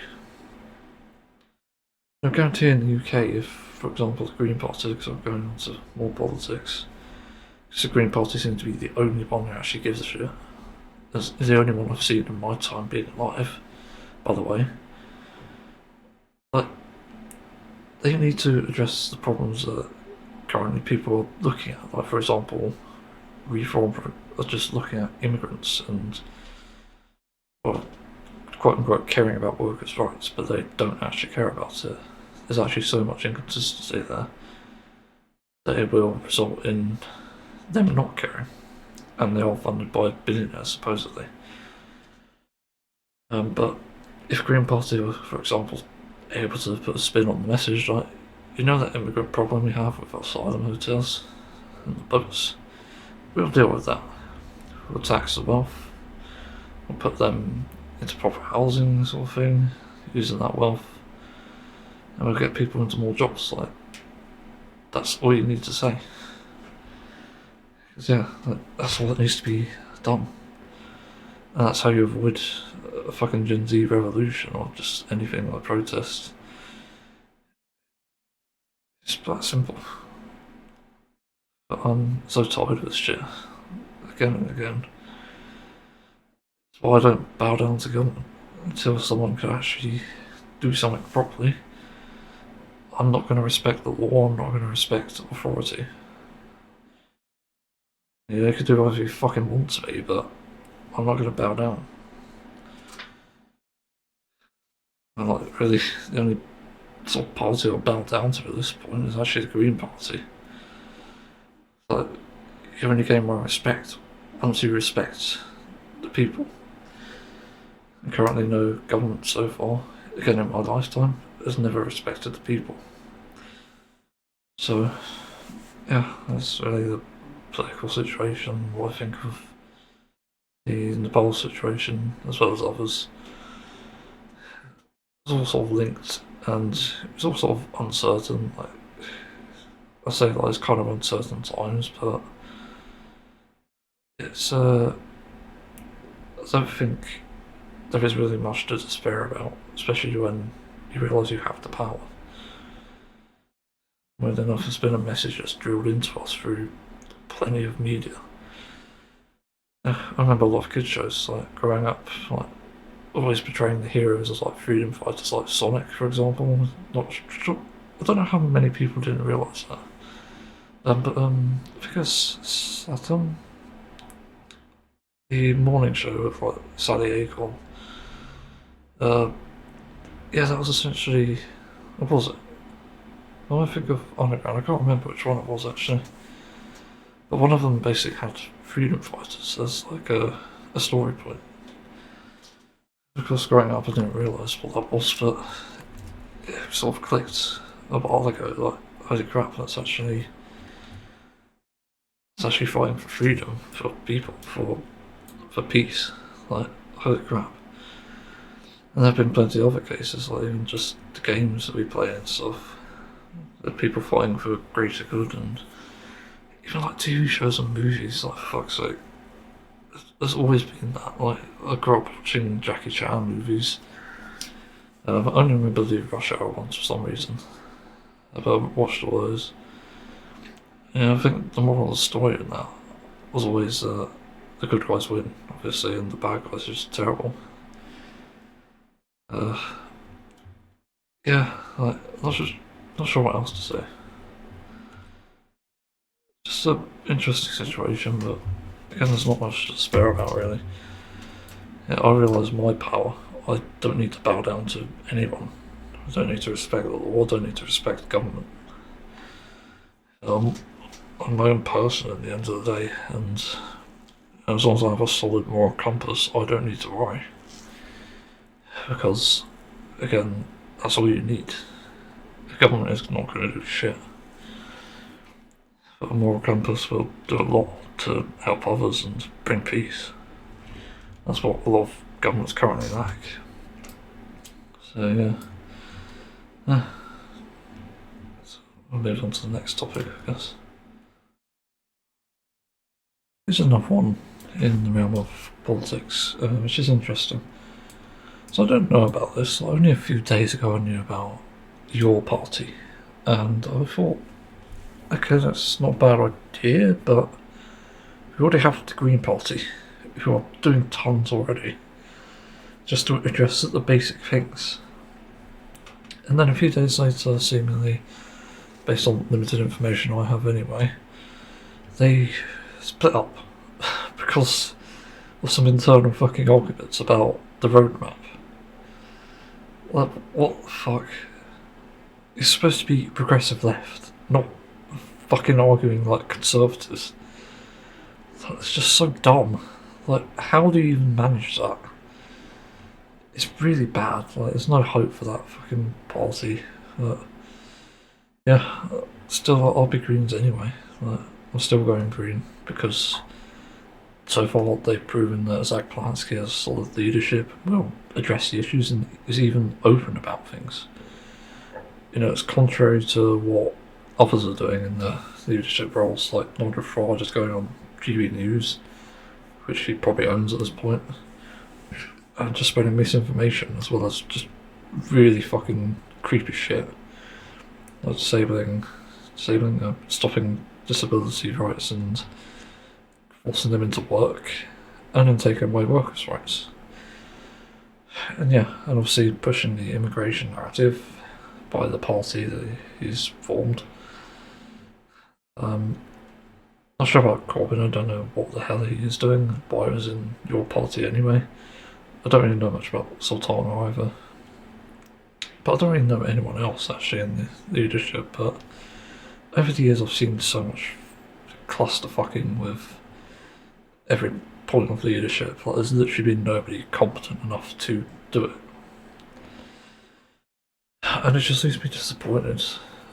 And the thing that really gets me about the whole roadmap thing is, why the hell are we even making a roadmap? Because it should be quite obvious what the priorities are if you've done your research, and there's no debate on this because it shouldn't be debatable. The thing you have to realise is the roadmap has to be decided by priority, and the priorities, obviously the higher they are, they come first. And I think currently the biggest priority in the UK is dealing with the economic crisis, as it's going to draw more money and going to cause more problems for like the environment, most likely anyway. So because people can't afford food, drink, heat, or even get into a fucking job, like, we need to solve that problem. So we start by taxing the wealth, we start by redistributing it, and yeah, like, you just do the things that are necessary to get to this point where it's safe and people are just not living in financial insecurity, let alone poverty or even homelessness. And the moment we solve that problem, we can move on to the next, whether it be environmental or even like niche things, or even just stopping like weapons going to Israel. Unfortunately, even though this is a serious problem, I'm sure many people want to get the Israel and Palestine situation sorted, you do have to address the other things, because we won't be in a stable situation. Then all these problems come in at once, and then we just create this massive fucking black hole. Suddenly everyone's sucked into it, because that's what happens when, essentially, that happens when there's a clusterfuck. Yeah, so it's just not healthy, to be honest. So like the priorities really change based on what actually needs doing first. And that's a really concerning thing. So yeah, I don't really know what else to say really, other than it looks like the Green Party is the right idea. But I really think we can only tackle these issues once we get things sorted here. As selfish as it seems, because I'd want to help situations in like Gaza and also Ukraine more, but we can't do that without our own stability. Otherwise we're just asking for a revolution or protest that results in the same when a poll happens. Not to mention we have the climate crisis to deal with, we have an obesity pandemic, a virus pandemic, so many different things, and not to mention the thing that complicates a roadmap will be the unknown. And we can't predict the unknown. It's just a matter of when, not if. As is the security saying, but that is generally a universal truth. You never know, we could like get COVID 2.0 and it actually has a higher mortality rate. And suddenly it's like, oh, well, we need to do emergency lockdown now. And send that to all phones.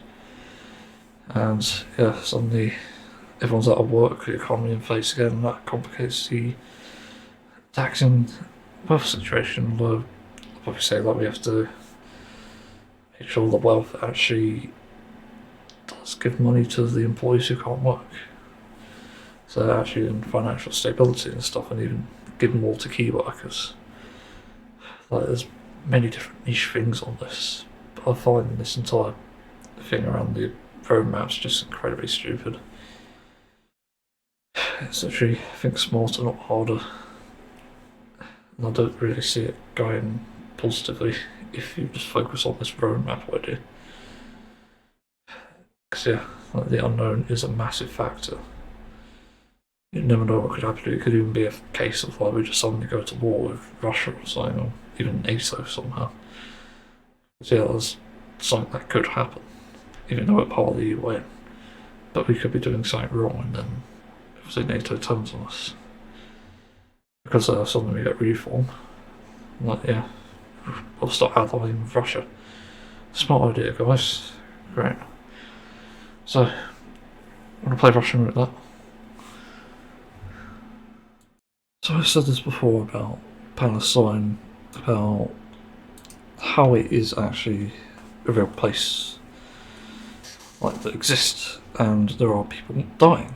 There are places being destroyed only because some fucking tyrant wants to eliminate every possible sort of, I guess you consider them snitches because they'll tell on them. It's possible. It's literally his goal there. And what fucking just like sickens me about this, other than the lack of action from the get-go, when it was obviously a genocide, when the first 10 people died, the first 100, like it doesn't matter, people fucking died. And that's the point. They're dying because of this war criminal. And no one intercepted. And barely anybody protested. But now it's become such a big problem, and then suddenly Palestine is recognised as a state, not only according to the UN but the UK, which trains Israeli soldiers. Makes sense, but it just seems like fucking awful. I've seen people call it virtual signalling, and I do think this is true. Even though the war criminals war fuck body essentially said he couldn't be in agreement with Keir Starmer, it sounded like that didn't go well at all for them. But on the other side, it's like, well, maybe it's because they couldn't reach an agreement with, their fucking arms deal. Like, it's not kill ourselves, this is literally just going into bed with whoever it is, I forgot the name actually, this war criminal, and yeah, like, she's trying to get something out of it. There's just more malicious shit on top of malicious shit. And because they had a bad night, it seems it's like nothing happened, nothing will happen. That's what really disgusts me about this, really. It's just like, why does this even happen to begin with? You knew it was going to end up somewhat like this, and it still happened regardless, and you had the opportunity to make history by arresting a war criminal and potentially going to war with Israel anyway, just because. And even just get the soldiers out, like, because fucking hell, like, why are you training them? But no, they instead doubled down and arrested people for protesting. They fucking harmed a lot of people in the process and ignored the genocide. So, yeah, that's not, well, there is fairness in the eyes of Keir Starmer, it seems, but it's like fucking so dystopian. It's so horrific. Like, how can you justify this shit? It makes no sense. Like, every time I look at this, it's just like, why? Just, it's absolute insanity. And not necessarily the type we're familiar with. It's just like, why the fuck? I don't get it. It really shouldn't have happened, but still, it's good that Palestine is a state, but the missed opportunity for a fucking win, fucking write down in history that this happens, like, it's atrocious, like, come on. It's just objectively bad. There's other things I say. It being bad, like, people saying it's virtual signalling, yeah, pretty much. It's literally just saying, oh yeah, we recognise Palestine, but they're not going to act on it. Not nobody in the UK, nobody in the UN. They should have acted on it ages ago, and as I keep saying, this will go down in history as probably one of the worst atrocities that's ever hit mankind. Wars are terrible in their own way, but just a genocide, like, with mainly fucking women and children, like, are you kidding me? That wasn't a warning. That wasn't a sort of cause of concern for anyone. It's just, what? So much injustice and so much corruption, it's so blatantly obvious. Come on. It just makes no sense. Like, it's like Keir Starmer just hasn't grown out of childhood. That's probably why he called all this stuff, like all the protests, basically student politics. I don't think words could piss me off that much, but they do. Because like, student politics I'll just take as a compliment at this point, because that means we're doing something right. The fact he responded that way and didn't actually acknowledge it means that he knows he's wrong. So we've actually hit a point here, we've hit gold. So they have to acknowledge now, here in the UK, as a Prime Minister or whatever, there's something fundamentally wrong with arresting protesters, but something also wrong with a lack of action. Which is why it's just virtual signalling, why this pro-Palestine state thing is literally that. And yeah, at least it's got an embassy as well. That's one good action, but that's not enough. And one of the things I've also sort of realised recently is you have to ensure the safety of Palestinians for years to come.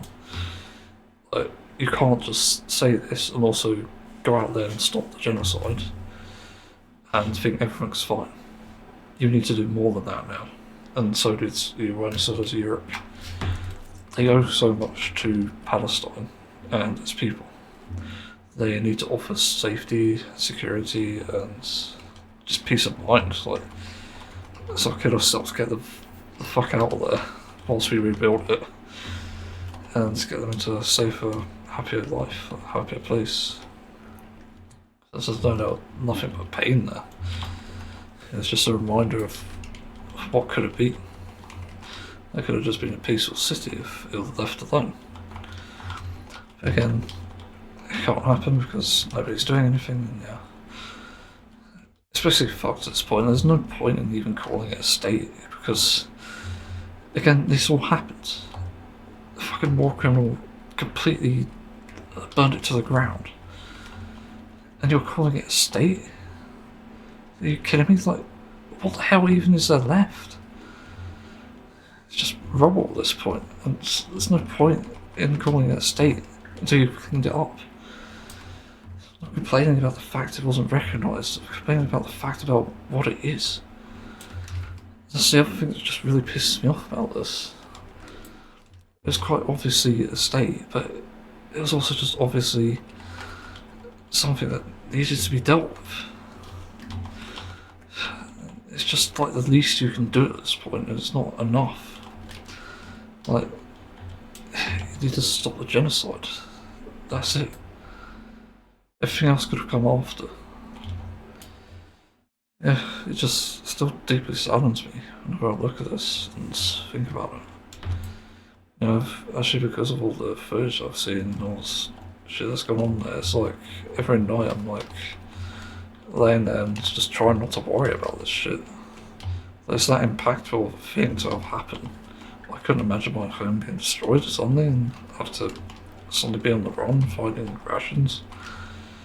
Every time you use empathy in this situation, it results in student politics, apparently, but also you just realise you don't want to be in that situation.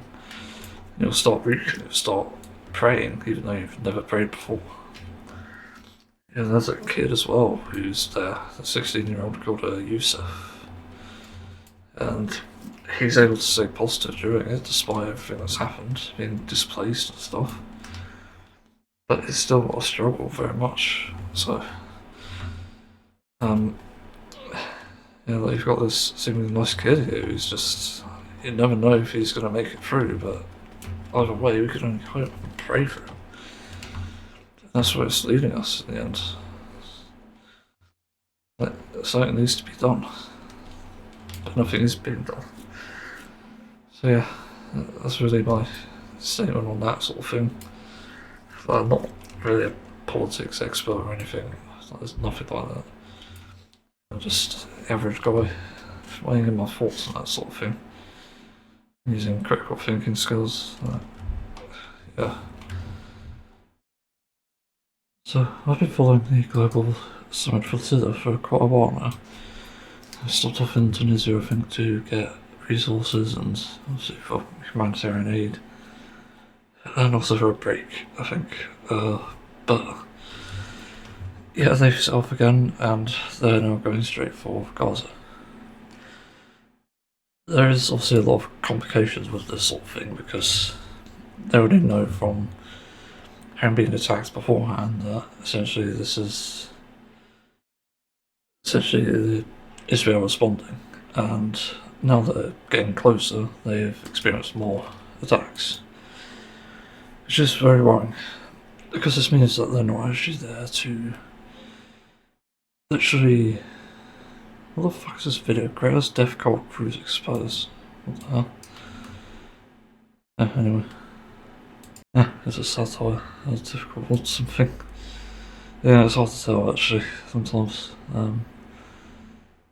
Yeah, but this is literally the perception that Israel has of the Summud Floatilla. It's like they've already condemned every single person who exists in Gaza, regardless of who they are. They've already targeted journalists of other nationalities, and it's just targeted everyone who's like completely innocent, basically, and you don't even know if these people are like Muslims, for example.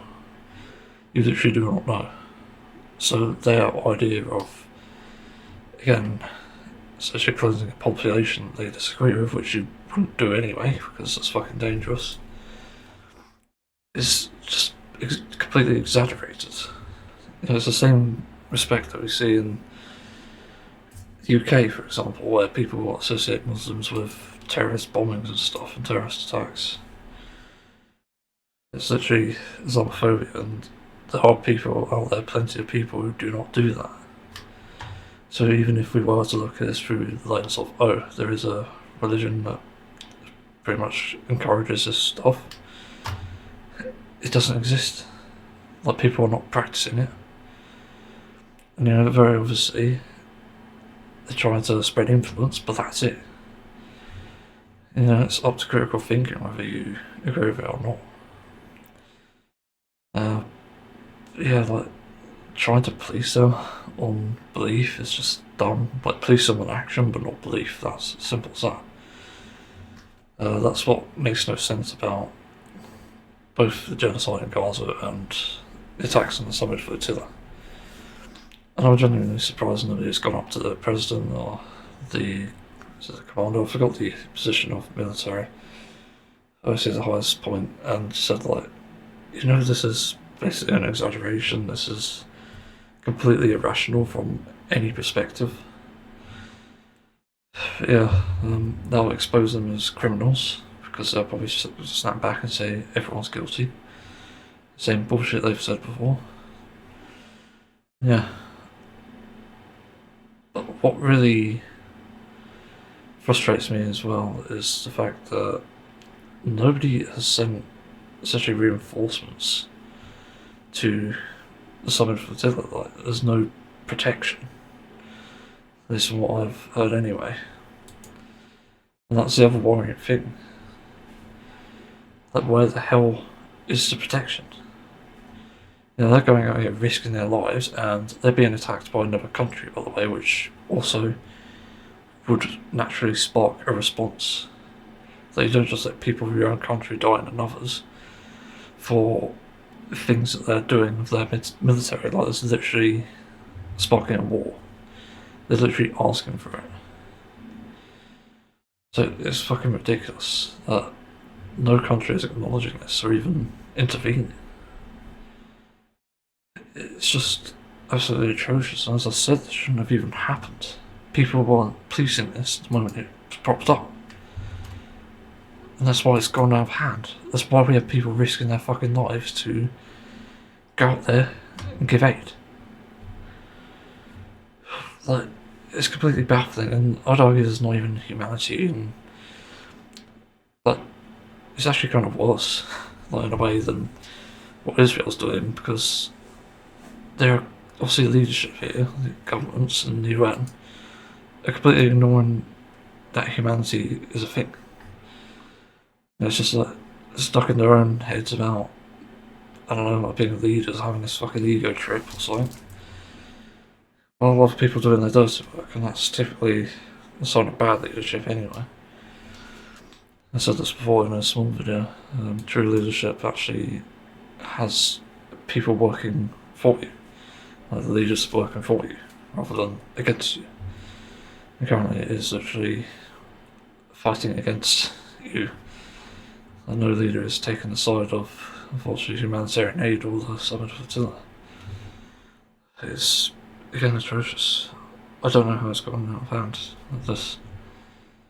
I truly don't. It's completely baffling, and if I'm being entirely honest, if there is an authority above the UN and even leaders, they need to be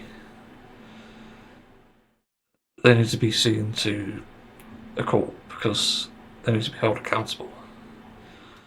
They've obviously had knowledge of this shit happening, but they're not doing anything about it. And, it's different if it's like Ukraine versus Russia, just as a random, what is it? I forgot the term. A random aside, that's it. Because they're defending their country. I mean, I imagine that they're not actually looking to attack civilians. Along with that, they're just looking to stop the army and take back their own land. And rightfully so, because it's provoked. But the difference here with Gaza versus Israel is that Gaza didn't have much of an army to begin with, so they couldn't defend themselves. And it's gone so out of hand that instead of targeting men and soldiers, they're targeting women and children. And that shows you a lot about what the problem is. It's just so sickening. I said this earlier in the podcast, I think, but there's a lot that countries need to do now to accommodate Palestinian people and potentially rehome them and give them a safe life for even their kids in the futures to come. Because it's just frankly so fucking sickening that it's gone this out of hand. Like, there's nothing you could do to bring back the, was it 60,000 people who died? I think it's more actually. But you can literally secure these people's futures. It gives them homes, allow them to have families and stuff, like literally gives them a normal life, but with the extra luxury of being protected. And also until, if something bad happens, like yeah, obviously you stop that. But again, most people are innocent, so really it's something that needs to be done. Other than that, we just need to protect people who are providing humanitarian aid. I just can't believe this. I'm surprised I haven't talked about this yet. Flag fuckers, as called, and accurately so. Because they're literally fucking a flag. Literally. They're literally fucking it and doing it with pride. But they're also just fucking up the image, like, essentially what's happening. Like, it's disgusting. I've seen several clips from, I think the channel's Political Custard, but I swear there was another. But they're basically going through all the sort of different types of videos that are out there in shorts, exposing the stupidity of these people. And for good reason, obviously. But it's just like, it's so fucking baffling. Like, how the hell do you turn out like this? Like, it makes no sense. But the footage in question is like people complaining at like council for taking the flags down, even though it is literally a safety concern. In some cases, like flies in front of a car, fucking blind you and cause a crash and possibly a pile up. Assuming the driver's stupid, but you can never be too sure because there are so many stupid drivers anyway. I don't even drive and I notice them. Yeah, like literally the other day, or actually a few weeks ago, like driving home with someone. Obviously I'm a passenger because I can't drive. Yeah, we're coming off a roundabout to go back home, and we have a one-lane roundabout. For some reason, there's 2 lanes at the start, but it doesn't. And this fucking idiot almost drove into us because they decided to. It was a smart idea to try and like lock us in, like in this tight 2-lane thing, which was actually 1 lane eventually. And literally almost crashed because they didn't bother to slow down, over their mistake. So we were forced to slow down ourselves. Like, they're completely fucking oblivious to the fact we were there. It just frustrates me, and it'd be fucking ironic if the flag fuckers are these same people. It wouldn't surprise me. Well, it's not a shock. Anyway, the flag people are complaining that it's being taken down, they're recording themselves, getting pissed over it and harassing the council for this. I'm not going to applaud the councils because at least where I've lived, they do fuck all. They do nothing about potholes, they do nothing about various community issues and stuff, or even concerns. That's why it just really fucking fails. It's so embarrassing, but either way, I still think they're doing the right thing by taking down the flags, not just because of me just disagreeing with like the racist sentiment that is associated with them, but just because of safety concerns, literally, and also for people who are in the minorities, who are people of colour or refugees. They don't want to fucking see this. Like, are you kidding me? It's just so dangerous. Who knows what that can do to them, like mentally or physically? Like, it could increase the crime rates even more. And yeah, you only have the flag fuckers to blame for that. Like, not the people doing it, because literally the flag fuckers encourage it. That's what they're wanting. It's like, if you tell someone enough times that they're a villain or that they're ugly, then yeah, they'll start to believe that. That's actually how fucking psychology works. Some people are immune to it, but not everyone is. And everyone's got their breaking point as well. It's almost like Stockholm syndrome. It's like darker. Yeah, it just baffles me. The other thing with that is I saw a clip of someone trying to shake a council person off a fucking ladder, taking down a flag. Luckily I went too high up, but that's so fucking dangerous. Like, the council guy at the end was like, what the hell are you doing? You're almost fucking killing me here. Yeah. It's absolutely atrocious. This is what this sort of thing does. If people think they can get away with it as well, you're not helping. You know, you should fucking complain.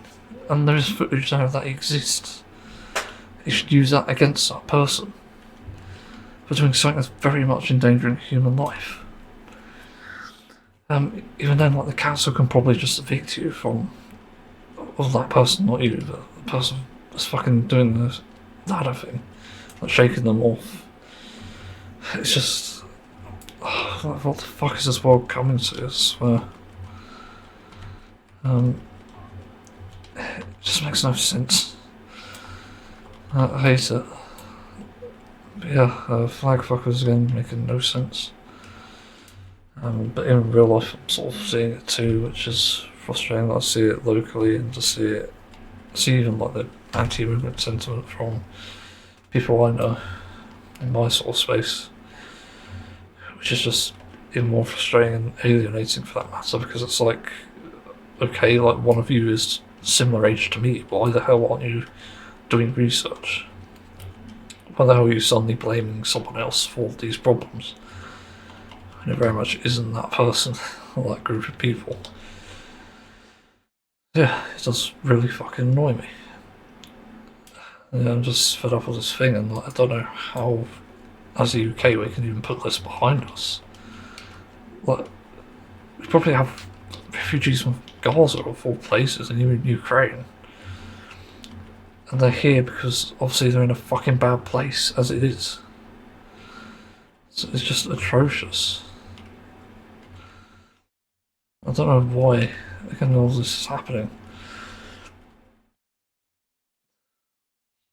So yeah, I don't really know what else to say here. So move on to the next topic and see what happens there. So this next topic of all things, which I find interesting, is about music, and it's specifically about one of the biggest holy fuck moments I've ever had listening to music. Because typically, when you listen to a band that's been around for longer than about 30 or 40 years, they end up changing their style up and become something that people don't recognise them for. You see it consistently, and it's especially true for bands around the 70s and 80s. Yeah, it's because of drug trips and ego trips, to be honest. That's probably some of it anyway. And I've always been disappointed with the fact that no band has ever really had a consistent sound, let alone stuck to a style that essentially works. Because most just seem to update it and then get put into like other record labels, ones I'm not very familiar with.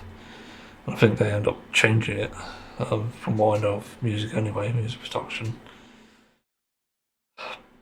I was completely shocked about this band because I hadn't listened to them since college, and I'd listened to everything of theirs up until that point, which was like 2015 or 2014. Weird enough, like the earliest metal band I ever listened to. It's strange because I never really forgot them because they had amazing music anyway. Like, I very like The Wind. It's definitely one of my favourite all-time songs, all-time covers for that matter. It just fucking amazes me. But they've aged really well, all things considered. And I just listened to their next album after that, which is called Battering Ram. And that has aged really well. Like, crazy well. They have a few good songs on there. Some I've liked and had to keep now. They've got a version of it I can listen to. It's really impressive. I'm surprised by it. But the thing that really shocks me is just how well it aged. Given I haven't listened to them for a few years. It's absolutely shocking. And this band, for anyone not aware, is called Saxon. It's a band that you've probably never even heard of, and that's because they're not really as public as others, I don't think. They tour a lot, I think, but they don't necessarily appear a lot in the media, so usually it's taken by other bands. Obviously, like Metallica, Megadeth, or you name it. There's always those bands in the spotlight, but bands like this are completely buried by that, and it fucking sucks because they are genuinely good. And there's a crazy amount of talent as well, that's the thing that gets me. Everyone's just good at what they do. And it's really hard to find bands like that nowadays. Yeah, so Saxon is surprisingly good still. And as far as I know, they haven't done anything controversial, is it?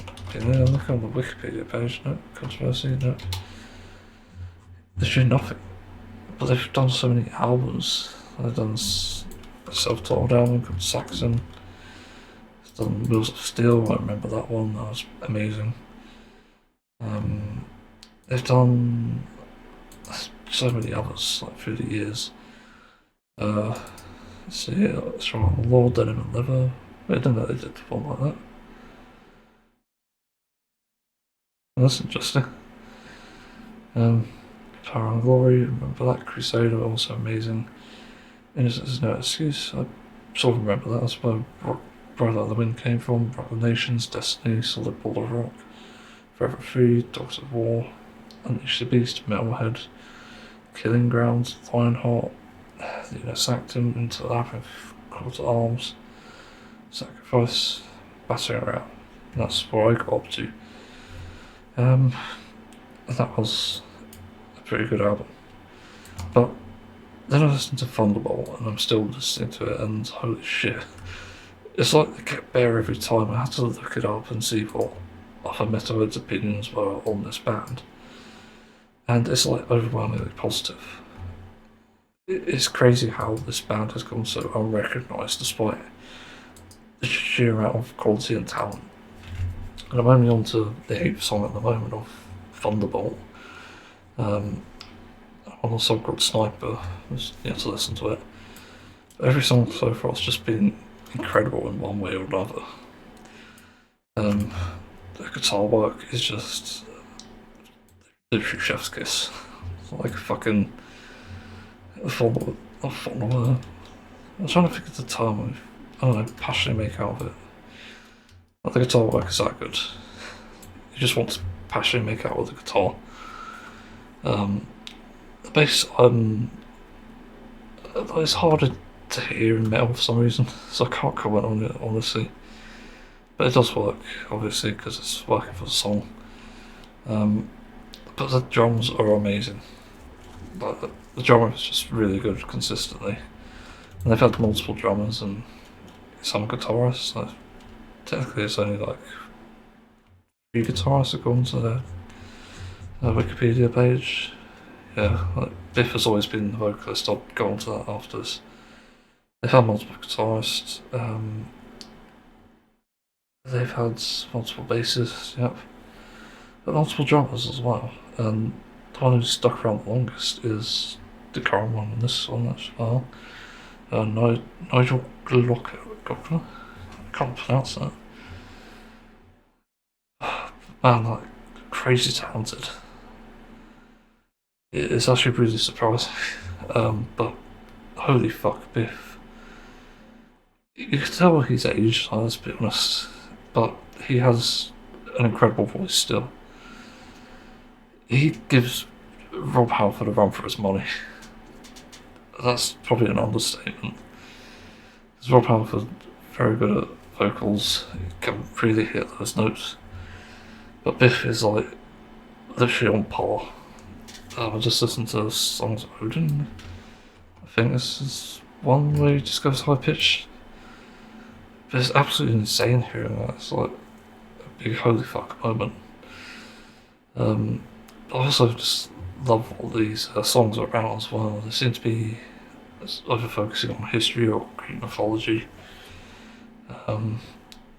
It's a bit all over the place, honestly, but it's good. I can't really complain. You know, given how uncontroversial the band is, it's surprising. You know, every single band out there has had some controversy. But here it's like, oh yeah, we've had multiple members, but there's no bad blood, it seems. I find it interesting. But yeah, I just want to talk about this band. It's seriously that good. I'm absolutely shocked. And I actually had a Saxon t-shirt for a while, but it was like a knockoff, to be honest, so not the best quality. It's coming to that point where I'm happy to wear them again. It's worth noting that I'm 28 years old, and these guys are like, let's see, they probably started the band when they were 18 or so, maybe even a bit older. Holy shit. So like, probably at most in their 80s, but I'd say 70s by the time I'm listening to this. Yeah, genuinely impressed. I strongly recommend this band. They just really work well together. It's a lot of talent. It's not really a bad thing I could say about it, really. I've also heard like references to other bands, I think, in there. I heard a reference to death in one of the tracks. I can't remember what it was. It's like a really cool reference. It's like one of those,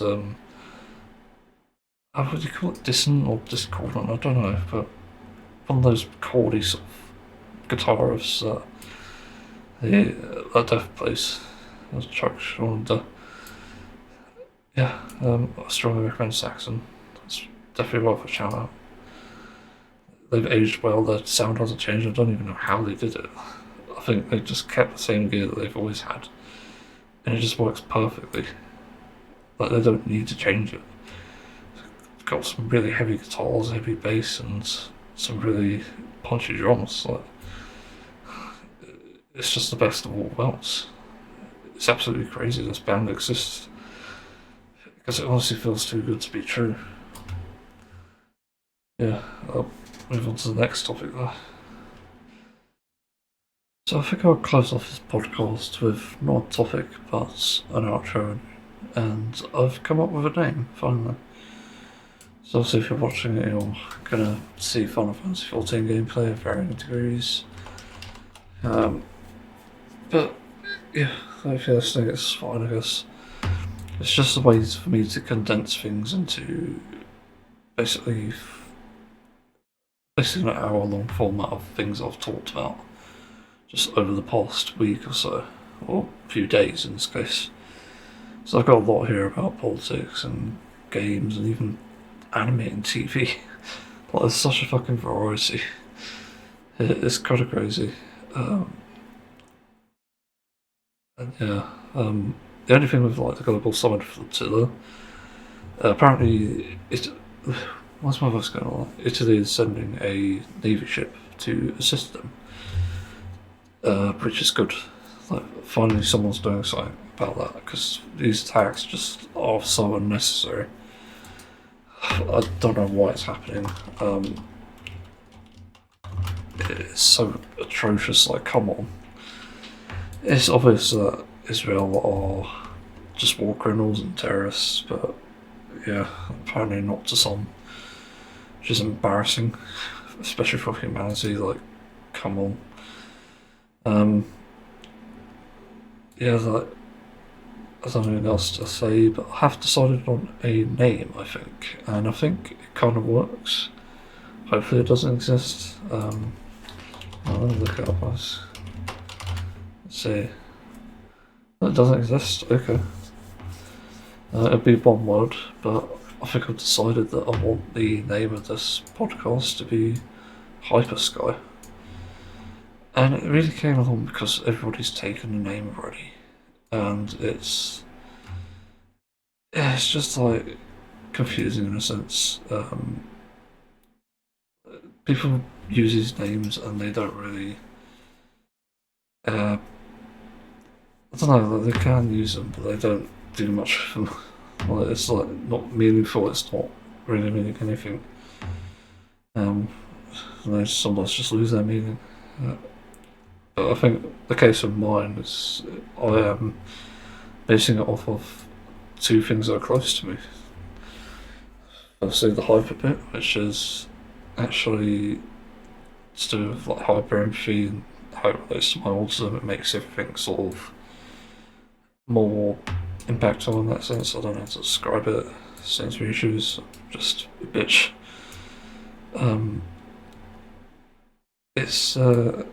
It's really a double-edged sword. That's weird. Some of my footage are split in timer, so we'll fix that.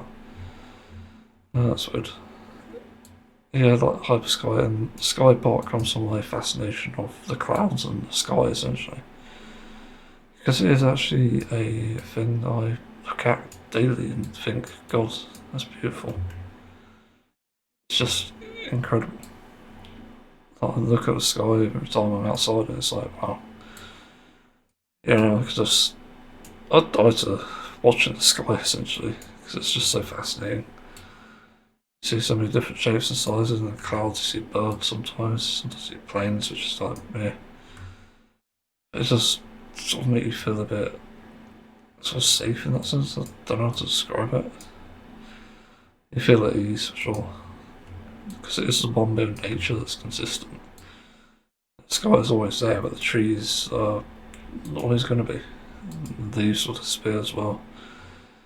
It's weird how the skies are the only thing that doesn't change. Actually, now I think about it.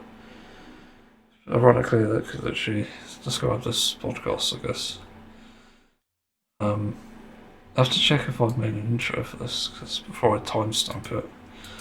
But yeah, I'll just say thanks for watching, listening, whoever. See you on another time.